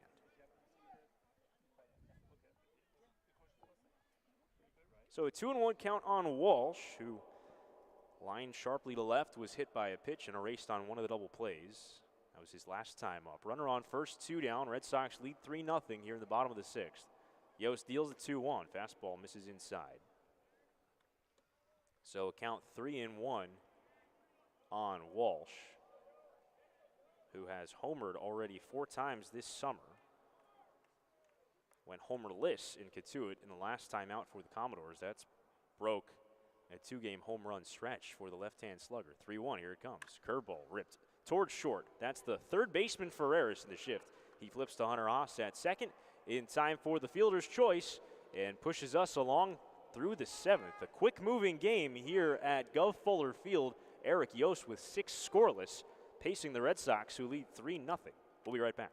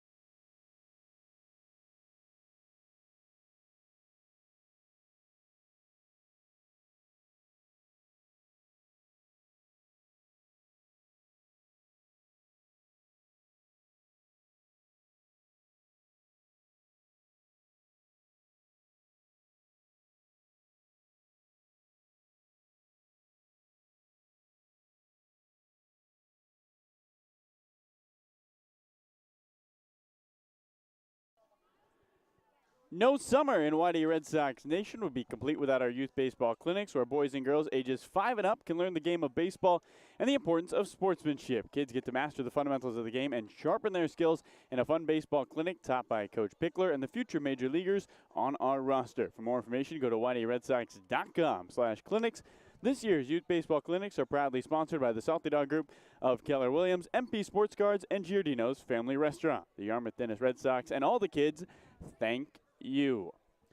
Here at Gov Fuller Field in Falmouth, Massachusetts, as we enter the 7th inning between the Whitey Red Sox and the Falmouth Commodores, 3-0. Whitey leads, and the 8-9 one-hitters due up for the Red Sox. It's the righty Homer Bush Jr., who has struck out twice today.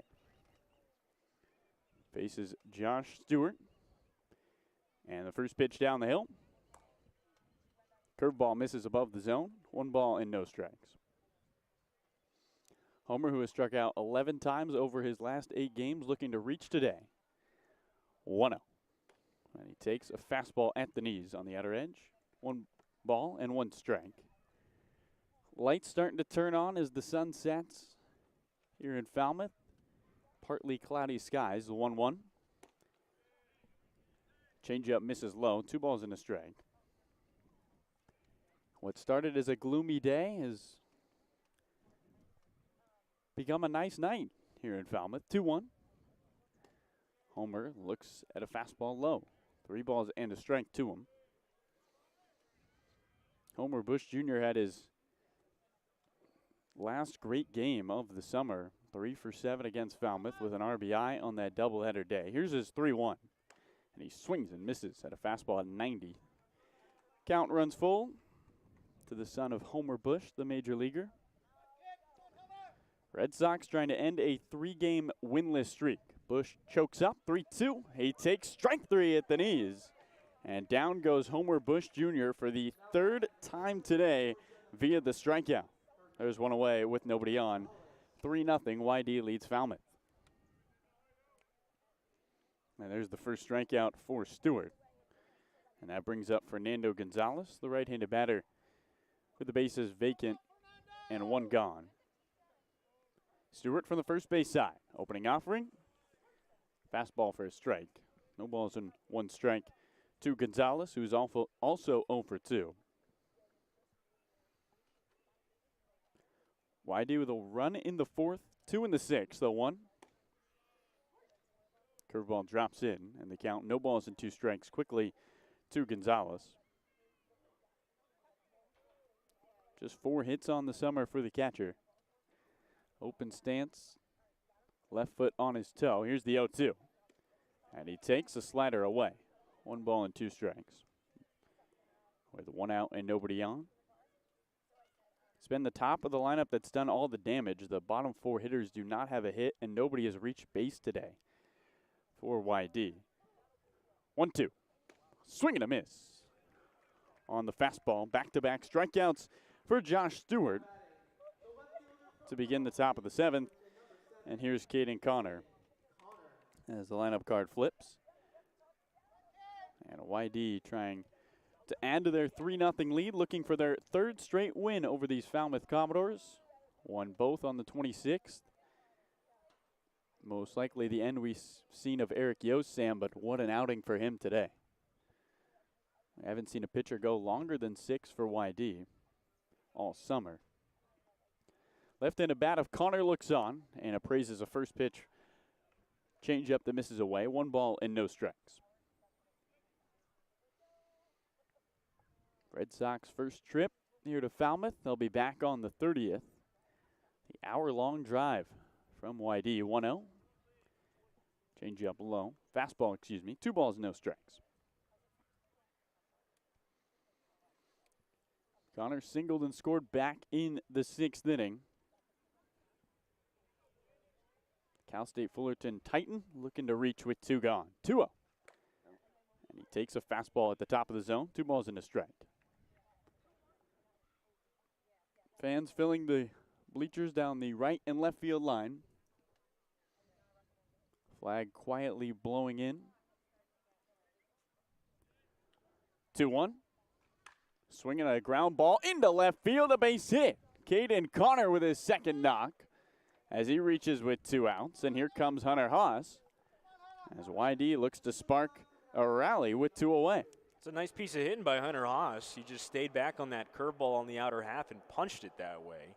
He continues to be a spark plug for these Red Sox at the top of the order, and will try to pave the way for their hottest hitter, who is still hitless today, trying to extend a hit streak. A walk, but no hits for Hunter Haas, who's trying to get to that number 9 for his hitting streak number. A guy who has found his spot in the 2-hole. Right-handed batter takes the first pitch. Fastball in the dirt. 1 ball and no strikes. 1 on, 3-0. YD leads here at Falmouth, trying to end the Commodores' 3-game winning streak. Falmouth beating Katuitt on back-to-back days, Sam. One of the more impressive 2-game stretch of the summer by anybody. 1-0. Hunter looks at a slider away. 2 balls and no strikes. A Katuitt team that has looked unbeatable at times, falling twice to a Falmouth team who has struggled through the first half of the summer. 2-0. Hunter takes a fastball knee high for strike 1. 2 balls and a strike with 2 outs, and Caden Connor at first. Partly cloudy skies here at Gov Fuller Field. Newly renovated Gov Fuller Field. Connor running, 2-1. Hunter Haas laces one down the right field line, hooking towards the concession stand and foul. And the count levels, 2 balls, 2 strikes.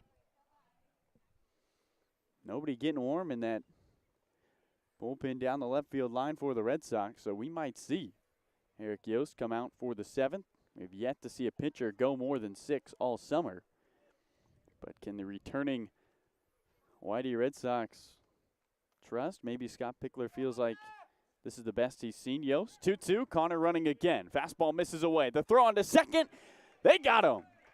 Cromwick guns down Caden Connor and ends the top of the 7th. 1 hit, nobody left on. Hunter Haas will have a clean slate in the 8th. 3-0. YD leads Falmouth. It's time to stretch here at Gov Fuller Field. And the YD Red Sox hold a 3-0 lead over the Commodores.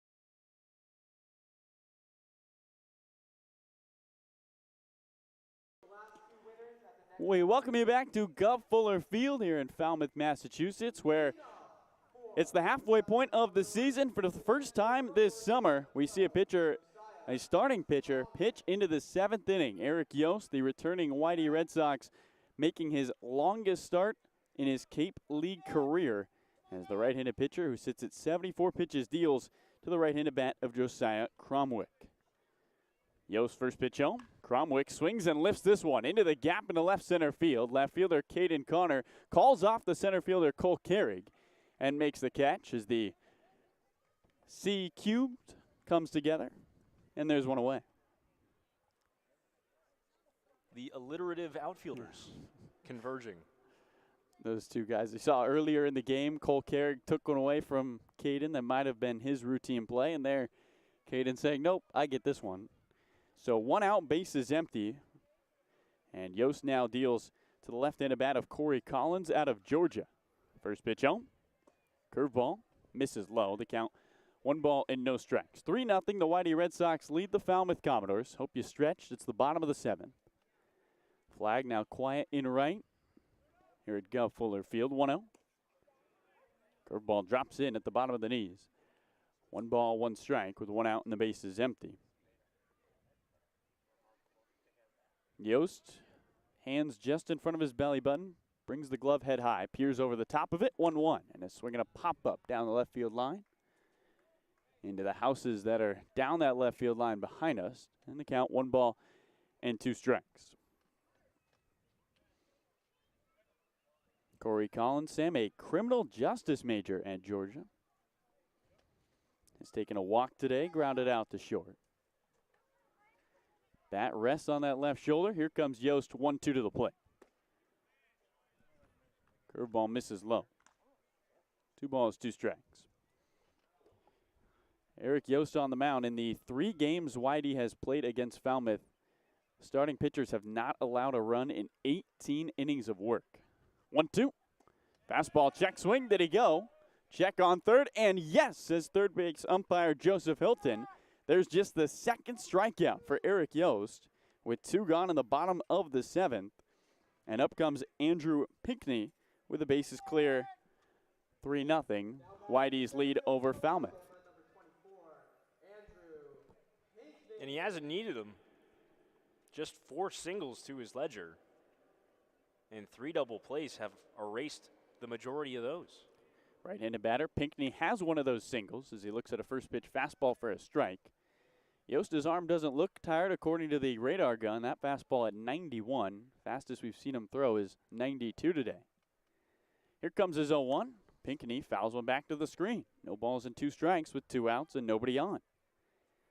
And maybe an 8th inning for Yost if he works quickly here in the bottom of the 7th. Well, that was his 82nd pitch. So any traffic might prevent that. 0-2 bounces in the dirt. Change up. 1 ball and 2 strikes. This next pitch will be just the 9th of the inning. He picks up the rosin bag behind the mound. Sets and looks in towards Gonzalez, who looks at his armband. The catcher gets the signs from the dugout. Pinckney a wide stance for the righty. 1-2. Slider misses low and away. 2 balls, 2 strikes with 2 outs. Sun starting to set as it just grazes the top of the snack shack down the right field line. The field engulfed in shadows and the lights increasing in brightness here at Gov Fuller Field. Yost 2-2. And that gets him in on the hands on the left wrist. Pinckney jogs down to first. Catcher Fernando Gonzalez thinks it got him on the nub of the bat. But Pinckney heads down to first. He rips the glove off that left hand, trying to shake it out. He's feeling it. That is not a place you want to take a baseball. So 1 on and 2 gone. And here's Drew Brutcher. And it looks like Yost will stay out there. YD leading 3-0 in the bottom of the 7th. A pitching staff that has given up just 1 run in what is now 20 innings against this Falmouth Commodores team. Brutcher, a left-handed batter, and that might be it. And Scott Pickler might go get his northeastern pitcher. A returning Whitey Red Sox, and this, without a doubt, his best performance in that Whitey uniform. Responsible for the runner at first, but Eric Yost, scoreless, 6 2/3, 4 hits allowed. Sam, he was fantastic. Haven't seen Pickler take the ball, but usually when he visits the mound, that means a new pitcher is coming in. Well, he still hasn't motioned towards the bullpen yet. I didn't see anyone throwing particularly hard.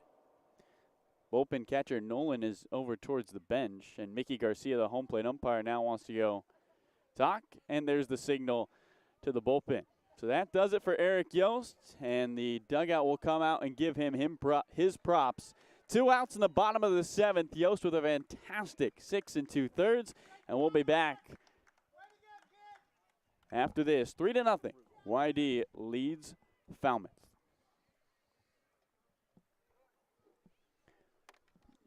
We good, Danny? Yeah, it's root. Yeah.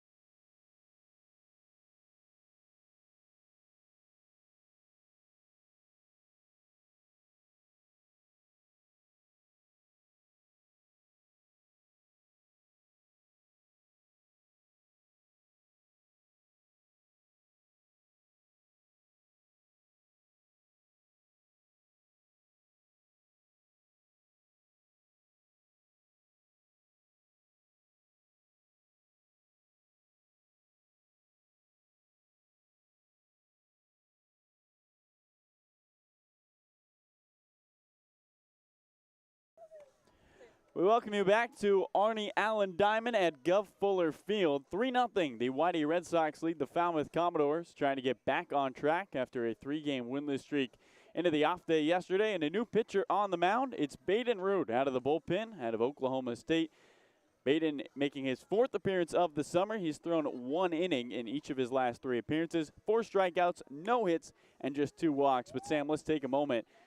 Eric Yost, one of his best outings as a pitcher at the collegiate level. What did you see working for Yost today? Well, he was around the strike zone all day. Just 2 walks against him. Not a lot of hard contact. Lots of curveballs. He was throwing it for a strike all game, keeping guys off balance and getting the baseball on the ground, especially when he's working out of the stretch. He had those 3 double plays turned against him, using his defense to his benefit. Only 2 strikeouts in that outing, but 6 2/3 scoreless, the longest outing by a Red Sox starter this summer. Runner at first is Andrew Pinckney after being hit by a pitch. Here's the lefty, Drew Brutcher. Root looks on, kicks and deals from the first base side of the rubber, and the slider misses low and in. The count 1 ball and no strikes. Going to get lots of those with Baden Root, primarily a fastball slider guy. That slider, lots of horizontal movement, also some depth out of it. It will get lots of swings and misses if it's on. Root looks on, holds the glove just away from the YD on his red top uniform. There goes the runner, 1-0. Fastball at the knees, no throw on to second. Sliding in there safely is Pinckney with a free stolen base. That's his 5th of the summer. And a runner in scoring position, and a 1-1 count on Brutcher. Yeah, in a 3-0 game, you just want Root to focus on getting his hitter here. You don't want him to think about the fact that there's traffic on the base paths because he's up 3, and with 2 out, you just got to get 1 to get through this frame. He looks at second and deals a 1-1. Runner goes again. Slider misses in. Gonzalez throw over the head of the third baseman Ferreras into left field. Coming home and scoring is Andrew Pinckney without a hit. And Falmouth is on the board in the bottom of the 7th. It's 3-1. Well, you didn't throw the first one, but you threw the second one, and that was not a very good throw. It didn't look like Fernando Gonzalez really got anything under that throw, as he kind of threw a lollipop over Ferreras' head. Looked like he was kind of in between throwing that one. Very out of character for Gonzalez, who's normally one of the best throwers in this entire league. Here comes the 2-1. Fastball misses low. 3 balls and a strike. So Andrew Pinckney goes around the base pass. He's hit by a pitch. He steals second. He steals third. He comes home on an E2. Ball is not put in play, and he's able to get Falmouth on the board. It's now 3-1 YD as the temperature cools here at Gov Fuller Field. The clouds continue to cover. Very dark gray undertones to those clouds. Here's a 3-1. Swinging a ground ball left side and foul.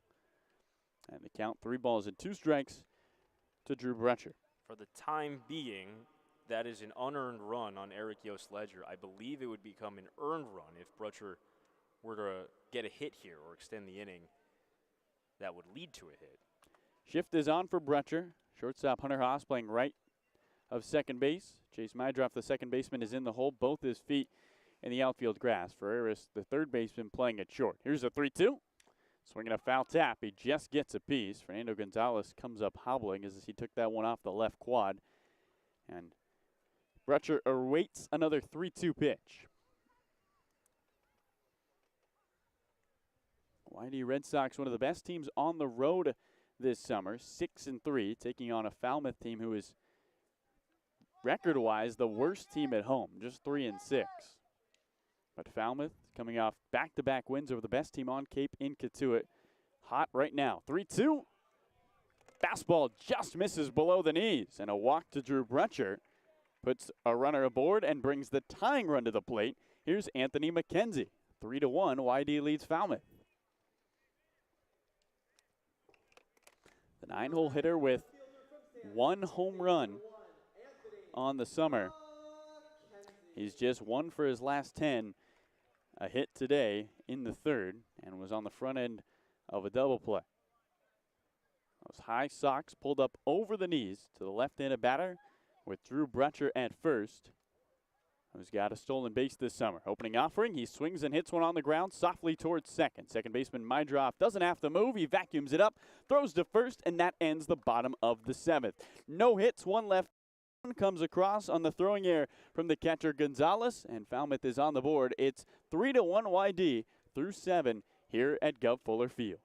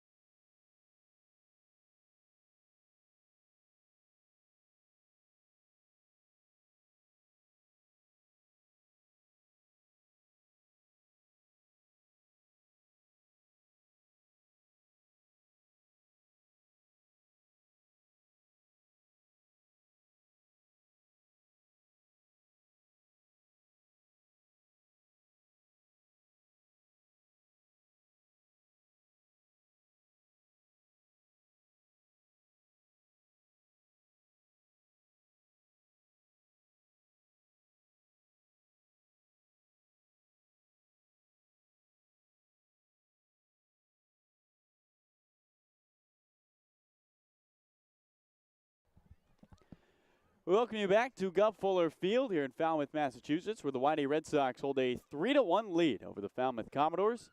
Top of the 8th coming your way. It's Hunter Haas, Chase Mydroff, and Johnny Long all due up for the Red Sox. Remaining out there is Josh Stewart, and Haas, who is looking to extend his 8-game hitting streak, digs in. A guy who had a 3-2 count last time against Stewart before Caden Connor was thrown out stealing.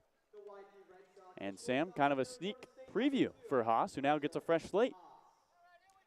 Well, yeah, that's pretty much all I got on that one. You get 4 or 5 pitches against this guy, no result. Try again. Right-handed batter looks on and swings at the first pitch fastball back behind the screen. No balls and 1 strike. Dark clouds overhead, juxtaposing the light blue sky here at Gov Fuller Field. Here comes an 0-1 to Haas. And he swings and hits one off the end of the bat towards short. Waiting for it, the shortstop Mooney. Gloves it belt high. Throw to first off the bag, and Haas dives in safely. Tag attempt by Walsh. Could not snag Hunter. And we'll see how they mark it. But nonetheless, the leadoff runner reaches. It's going to be an E6 on Mooney. And so Whitey gets the leadoff runner to reach for just the second time today. Last time they did it in the 6th, 2 runs came across. We're here in the top of the 8th. 3-1, YD leads Falmouth. And in stands the right-handed batter of Chase Mydroff. Mydroff with 2 hits today, 2 runs. Pants dirtied up because of all his sliding as Haas leads at first. Nobody out. Opening offering. Mydroff swings and cranks one into right field. Right fielder Brutcher comes in a couple steps and makes the chest-high catch. 1 pitch, 1 out on Mydroff. And pinch hitting now for Johnny Long is Drew Bowser with 1 away. So Johnny Long finishes 1 for 3. And here's Bowser out of Stanford.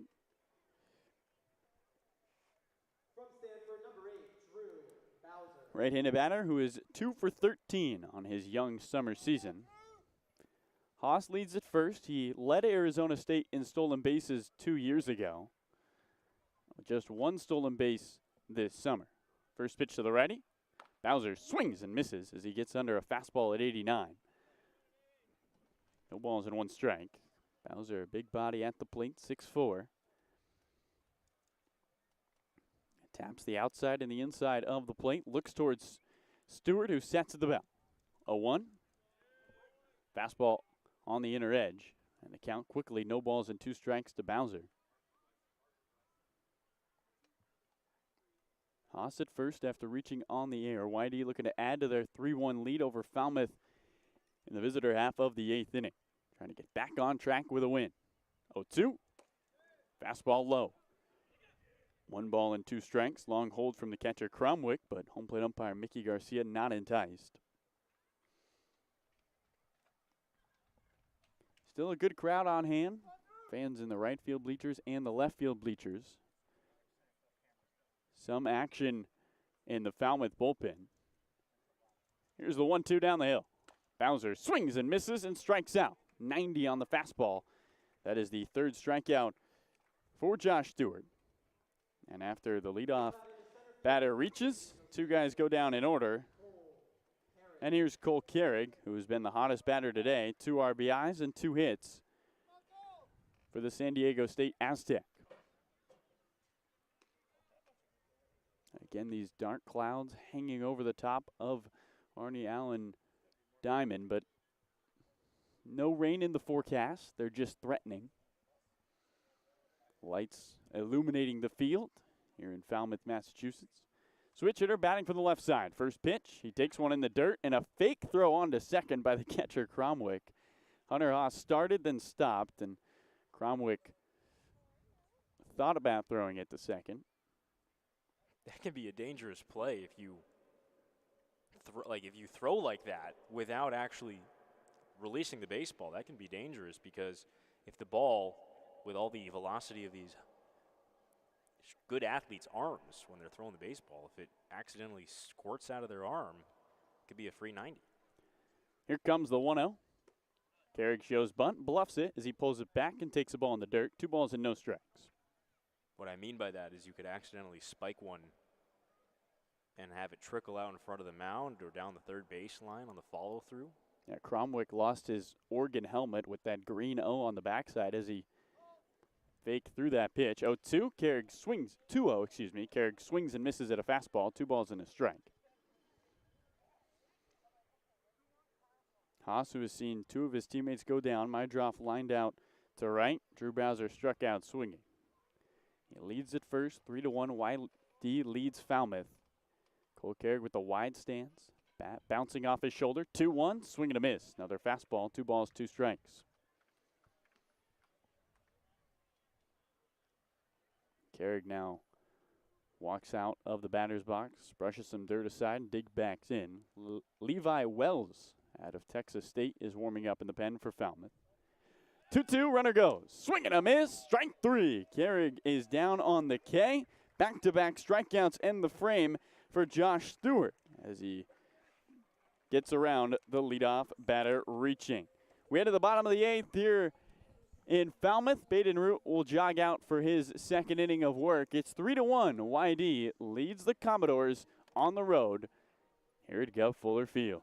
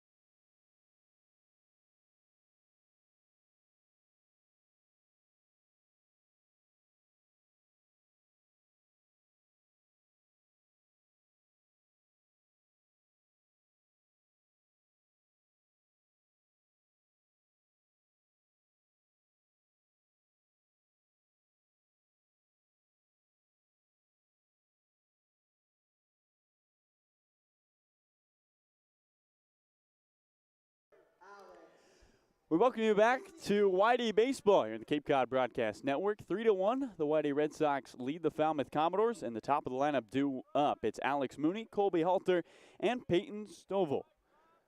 Right-handed batter digs in, the leadoff hitter today, who is 0 for 3 with 3 groundouts, all to Hunter Haas at short. Right-handed batter chokes up on the bat. Here comes Baden Root's first pitch, and it's a slider on the inside part of the plate, the front door slider, no balls and 1 strike. Mooney wearing the fake stirrups, the socks that have the stirrup print on them. 0-1 from Root.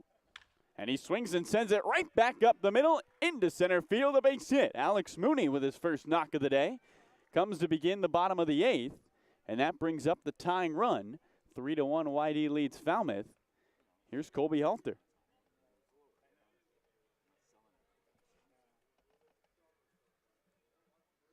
Well, that's a good start for this Falmouth team, looking for their first win against YD this summer. And here's Colby Halter out of Florida. And that might be it for Baden Root. Scott Pickler out of the pen. Root today, who has faced just 3 batters, given up 1 walk, now 1 hit. And we'll see if it's a call to the pen for the Cape Cod's most winningest manager, Scott Pickler. He's going to talk to his group. YD defense that has turned 3 double plays today. They've been excellent behind their pitching staff, and that's going to do it. Root faces just 3 batters. He only records 1 out, and he's responsible for Alex Mooney at first. 3-1, YD leads Falmouth. New pitcher coming in for the Red Sox here in the bottom of the 8th.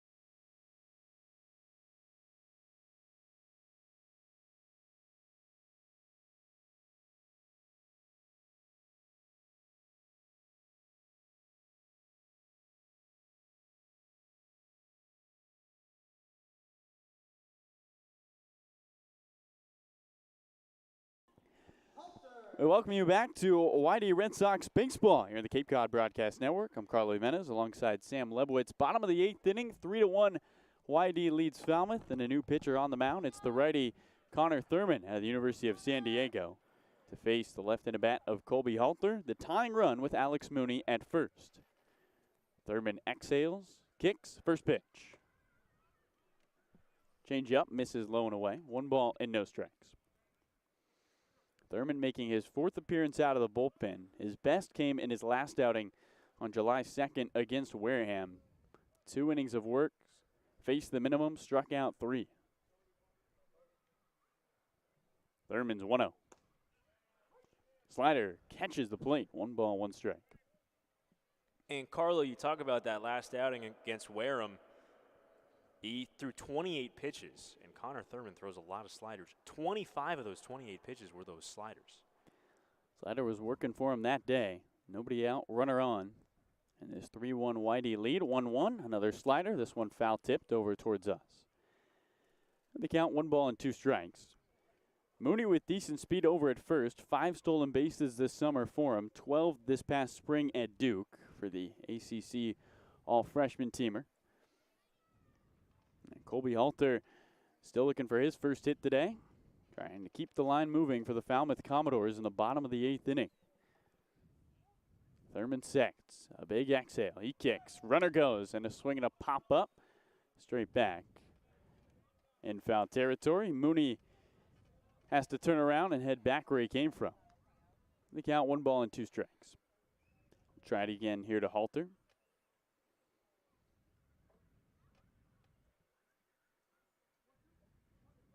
Halter, in a preseason interview with Falmouth, said this summer his goal is to have a lot of fun winning baseball and make some great friends.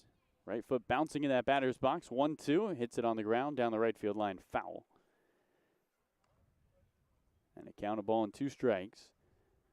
Scattered clouds here above Gov Fuller Field. Flag slightly blowing in right. The Falmouth Clippers sign down the right field line, honoring the old Falmouth team name. Before YD became Yarmouth Dennis, there used to be the Dennis Clippers. I don't know what makes Clippers such a popular name, Sam, but people like to be the Clippers. 1-2, runner going again. Slider in the dirt. Gonzalez just blocks it in front of him, and on his feet into second is Mooney. Fernando didn't know where that ball was. He popped up to look for it, and there's a stolen base against Fernando Gonzalez.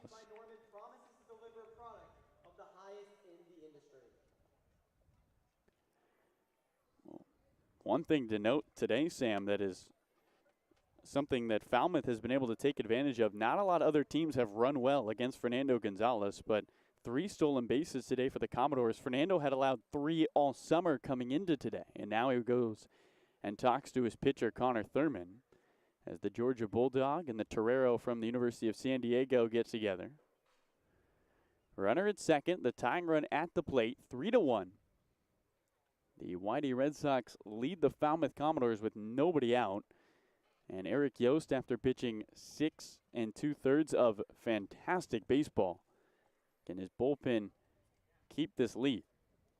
Thurman bent over at the waist, his tan glove pinned against the YD on his uniform, ball behind him on his right hip. He comes set, puts the glove head high, rests it against the uni, steps off and looks at second, and Mooney heads back and touches the bag with his left foot.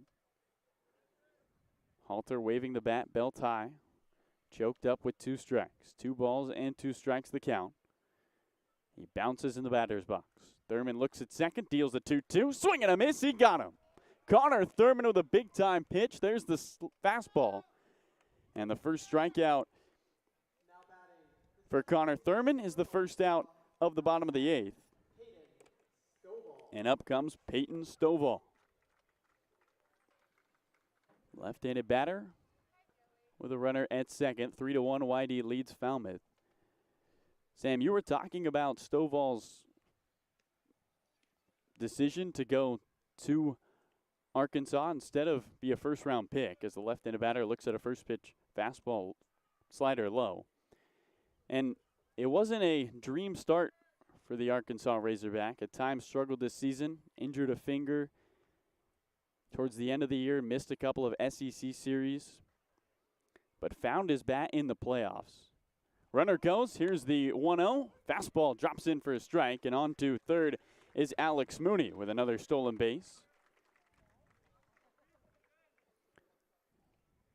So Mooney now 90 feet away, but Stovall in the Stillwater Regional went 8 for 16, including 7 for 12 against Oklahoma State. Overall was 21 for 49 in the postseason. Here comes Thurman's 1-1. Slider catches the bottom of the zone. 1 ball and 2 strikes. When Stovall was asked about what he changed to really look like that first-round pick he was when he committed to Arkansas, he said he just wanted to slow the game down. He realized this is just baseball. There's other things out in the world that are a lot worse than striking out and making an error, so he's just trying to relax and have fun. And looking to bring Mooney home from third here. 1-2, misses away. Fernando Gonzalez, snap back throw to third, and back safely on a head-first slide is Mooney. The throw was high and away, and a great job by Paz Ferreras, the third baseman, to snare it and avoid that ball from going into the outfield. And it's a 2 ball and 2 strike count here on Peyton Stovall. And I'll tell you what, Carlo, had that been a closer throw to the bag at third, they would have had him because Mooney was getting an aggressive secondary off the bag. Maybe a little aggression out of Fernando Gonzalez. That's the 4th stolen base prior to that play in the last 2 innings against him. Maybe getting a little frustrated. Not usually a guy who's so easy to steal against. Thurman's 2-2 offering. Swing and a pop-up down the left field line and foul. Another slider from Connor Thurman. YD with a run in the 4th, 2 in the 6th. They went up 3-0. Falmouth brought home a run in the 7th, looking for more in the bottom of the 8th inning, as they try to down the Whitey Red Sox for the first time this summer in the 3rd matchup of 4 between these two teams. Thurman comes set. 2 balls and 2 strikes. Mooney at third with 1 away. Here it comes. Slider misses away. Fernando Gonzalez drops the baseball but picks it up off the dirt. And the count runs full. 3 balls and 2 strikes. A peachy glow in the sky out in right field as the clouds continue to move here in Falmouth with very dark underbellies. The lights are on and fans on this Wednesday night enjoying some high-level baseball on Cape. Here's the 3-2.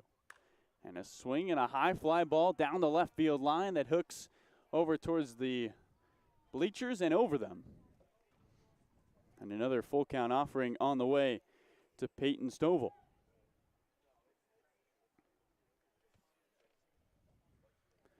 For YD, Gulf Fuller Field has been a place of good memories. When the Red Sox three-peated, they won here in 2014 and 2016. And trying to get a win today. Thurman's payoff pitch. Swinging a ground ball up the middle. Backhanded by the shortstop, Hunter Haas. His throw across his body to first is in time for the out. Coming home and scoring is Alex Mooney on the RBI ground out from Peyton Stovall. And all of a sudden, we have a 1-run game here in the bottom of the 8th with 2 outs. Falmouth has climbed right back in. A tying run walks to the plate. It's Jacob Walsh.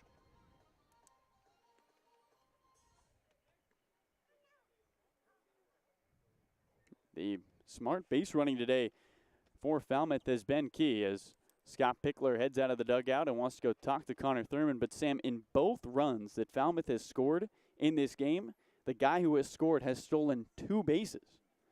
Just producing a couple of runs and doing it effectively with the stolen base, but you almost think back to the throwing to third base by Fernando Gonzalez, because indirectly that's also resulted in the 2 runs. Scoring their first on the throwing error by Gonzalez, trying to catch the runner Andrew Pickney, who was stealing the third back in the 7th inning.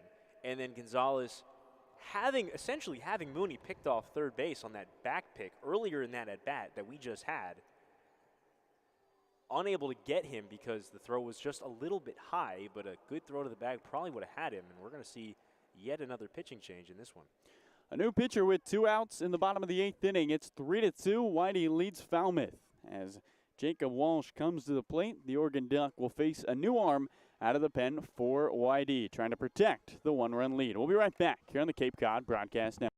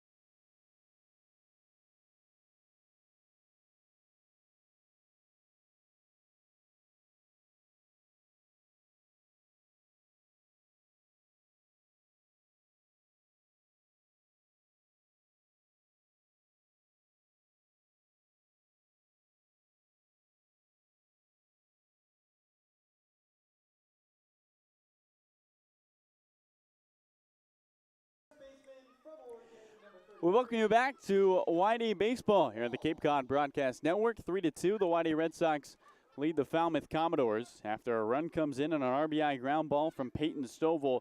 It's the cleanup hitter Jacob Walsh, who now represents the tying run in a one-run game in the bottom of the eighth. New pitcher on the mound is the righty from UCLA. It's Luke Jewett who peers in. His first pitch down the hill.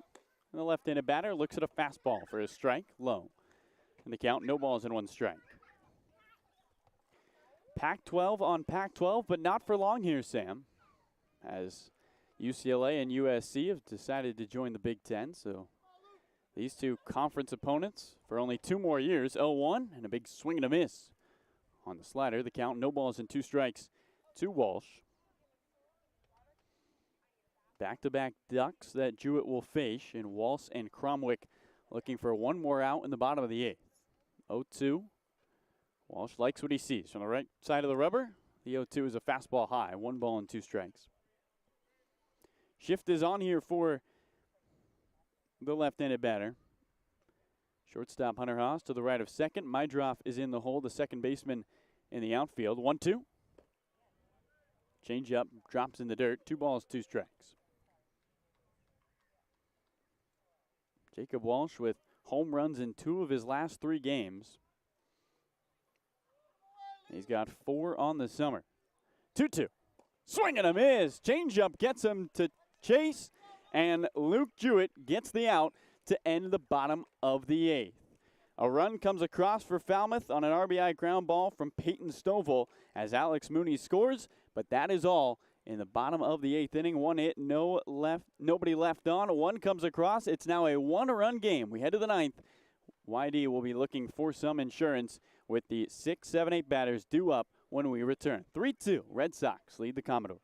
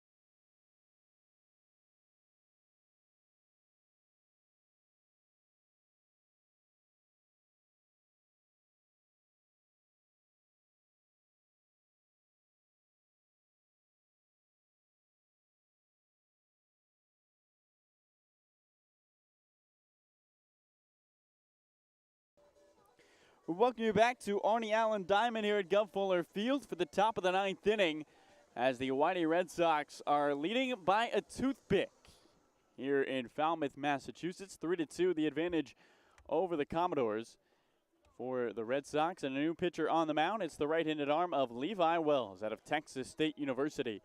Levi with a 1.68 ERA in his 5 appearances this summer, 10 2/3 innings of work.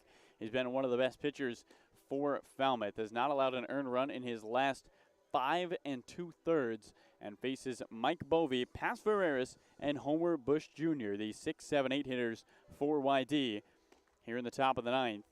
Sam, a team that leads by 1. YD is 2-1 this summer in 1-run games. See if they can maybe add to this lead and allow themselves a little more breathing room in the bottom of the 9th. Well, they've got some struggling hitters up, so if they're going to score, it's going to take some slump breakers for guys like Bovee and Ferreras and Homer Bush. But against a fresh arm, beautiful night for baseball, why not? Crazier things have happened. Bovee, a left-handed batter, looks on, waves his bat in a circle above his left shoulder. First pitch on its way, and Mike takes a strike at the knees. 90 on the fastball from Levi Wells. And the count, no balls and 1 strike. The next 3 hitters, as Sam mentioned, a combined 0 for 6, 0-1, or 0 for 9, excuse me. Bovee swings at the 0-1 and puts it atop the Whitey dugout. Quickly 0-2.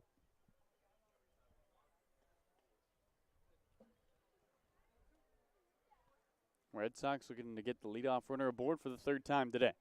0-2. Bovee swings and misses at a high fastball. 92 on the radar gun, and a strikeout to begin the outing for Levi Wells. As up comes Paz Ferreras.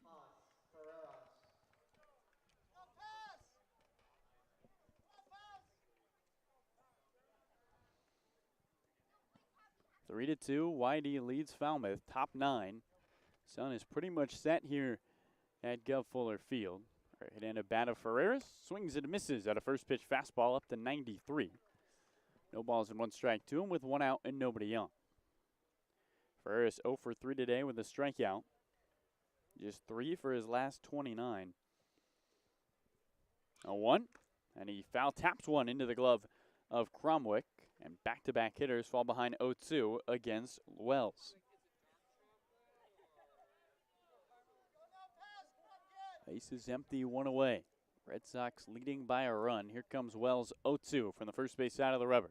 Swing and a miss. Back-to-back strikeouts on fastballs. Levi Wells puts down 2 YD hitters quickly. And there's 2 away.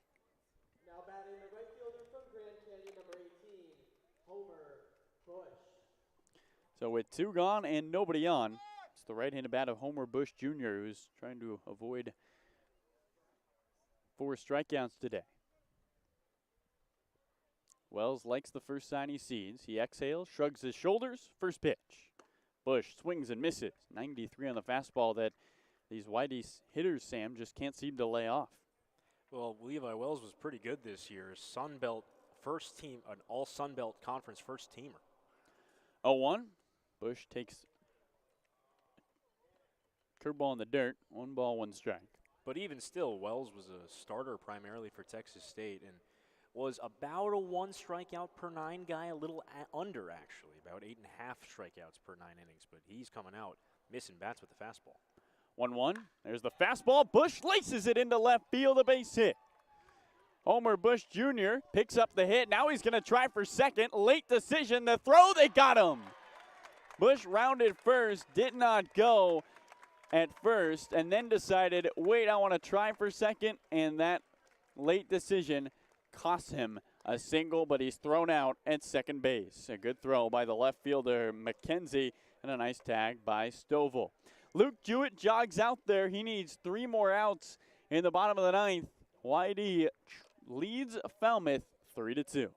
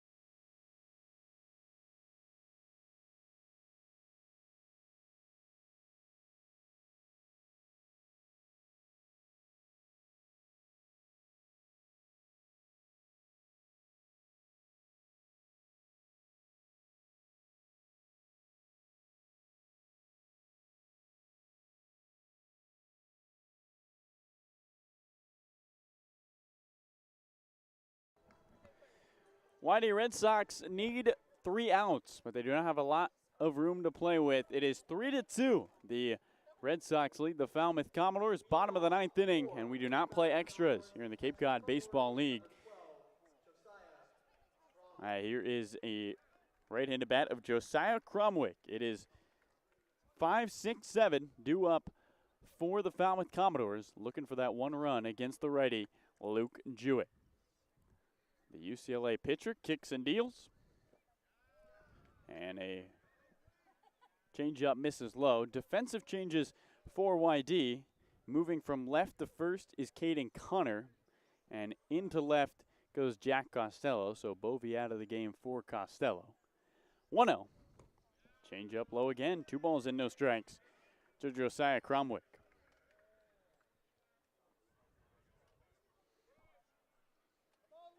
Cromwick 0 for 3 today, wearing those bright green Oregon Duck cleats with the high-pulled socks. 2-0.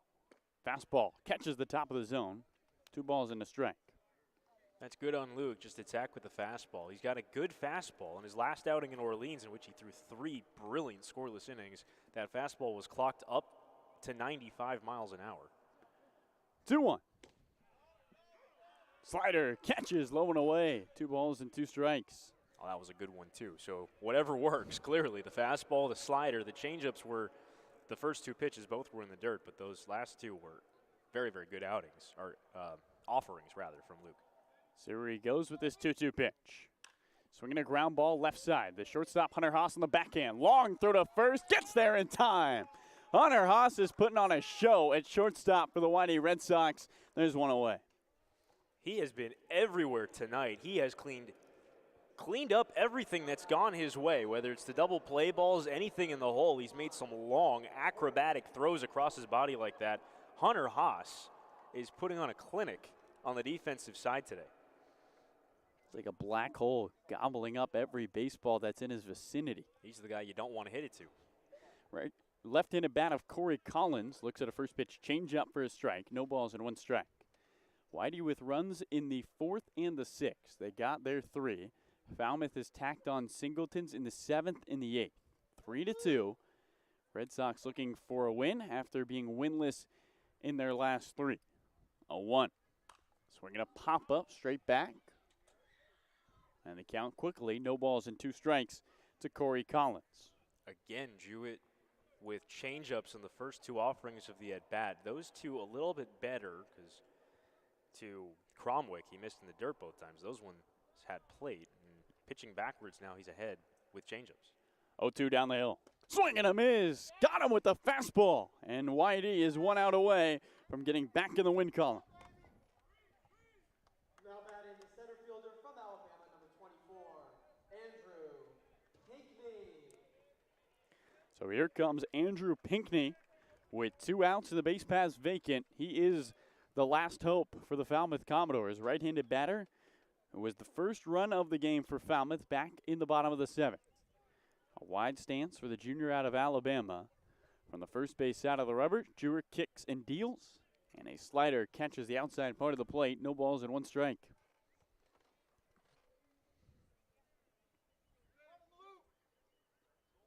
Pinckney singled in the 2nd. Jewett likes the sign from Gonzalez. Bouncing on the mound. 0-1. Fastball low and away. 1 ball, 1 strike to Pinckney. A Falmouth team that has scored 21 runs in their last 3 games. They were unstoppable in the batter's box, just 2 today on 5 hits. 1-1. Changeup just misses low and away. Close pitch that Mickey Garcia does not like. 2 balls and a strike. 3-2. Whitey leads Falmouth. The Red Sox in their last game against Hyannis led by 2 runs going into the 9th. They ended in a tie as Pinckney calls for time, trying to hold on to this lead and come away with a win. They will be at Harwich tomorrow. YD playing 3 of their next 4 on the road. 2 balls and a strike with 2 outs and nobody on. Here it comes. Fastball, swing and a miss. Falmouth down to their final strike. The lights are on, just barely any sun down the left field line. Sky pretty much dark, dark navy blue. Jewett stares in. 3-2, YD leads. The 2-2. Swinging a ground ball up the middle. Hunter Haas gobbles it up on the short hop. Shortstop's throw to first in time for the out. All reliable at short gets it done. The YD Red Sox get a win here at Guff Fuller Field. They're back in the win column with a 3-2 victory over the Falmouth Commodores. After the terrific performance by Eric Yost, Sam, YD is able to get it done and secure the win against a red-hot Falmouth team that had won their last 3. Absolutely, Carlo. How about that performance by Eric Yost? The longest performance by a Red Sox starter this summer. 6 2/3, allowed just an unearned run that didn't even score with him on the mound. He was excellent and did it without the swings and misses. He only had 2 strikeouts in this game, but he avoided having more than 1 base runner on the base paths at any given time. He had 3 double plays behind him. Not a lot of hard contact against him. Really only one of those singles that he allowed was sharply hit. Yosti was excellent today, and a big show-me performance for the YD returner. Red Sox needed it from their starting pitching that they've relied on all summer. And, Sam, a good win for this team. They're able to close it out after not closing things out against Hyannis at home on Monday. Red Sox go to Harwich for back-to-back games. What can they take away from today? What do you take away from today? I take away from today the fact that this Red Sox team can still get it done with small ball and good pitching, and that's the way that they've won really all summer, is scoring just enough with the aid of their pitching staff. The pitching staff was really excellent today. They only allowed 5 singles all game long, and they were doing it again without the strikeouts. Thurman and Jewett had strikeouts. The Red Sox struck out just 5 total hitters in this game.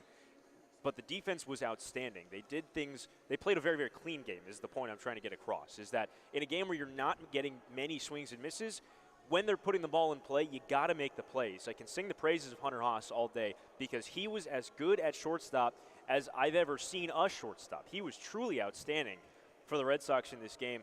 In the 6-hole, I mean, our beat writer Mike Puzangara right now is hearing what I'm saying and motioning at me. Oh my God, yes, you're right. He was outstanding. Hunter Haas, a pristine defensive performance, a term that we used in the 9th inning. He was putting on a defensive clinic.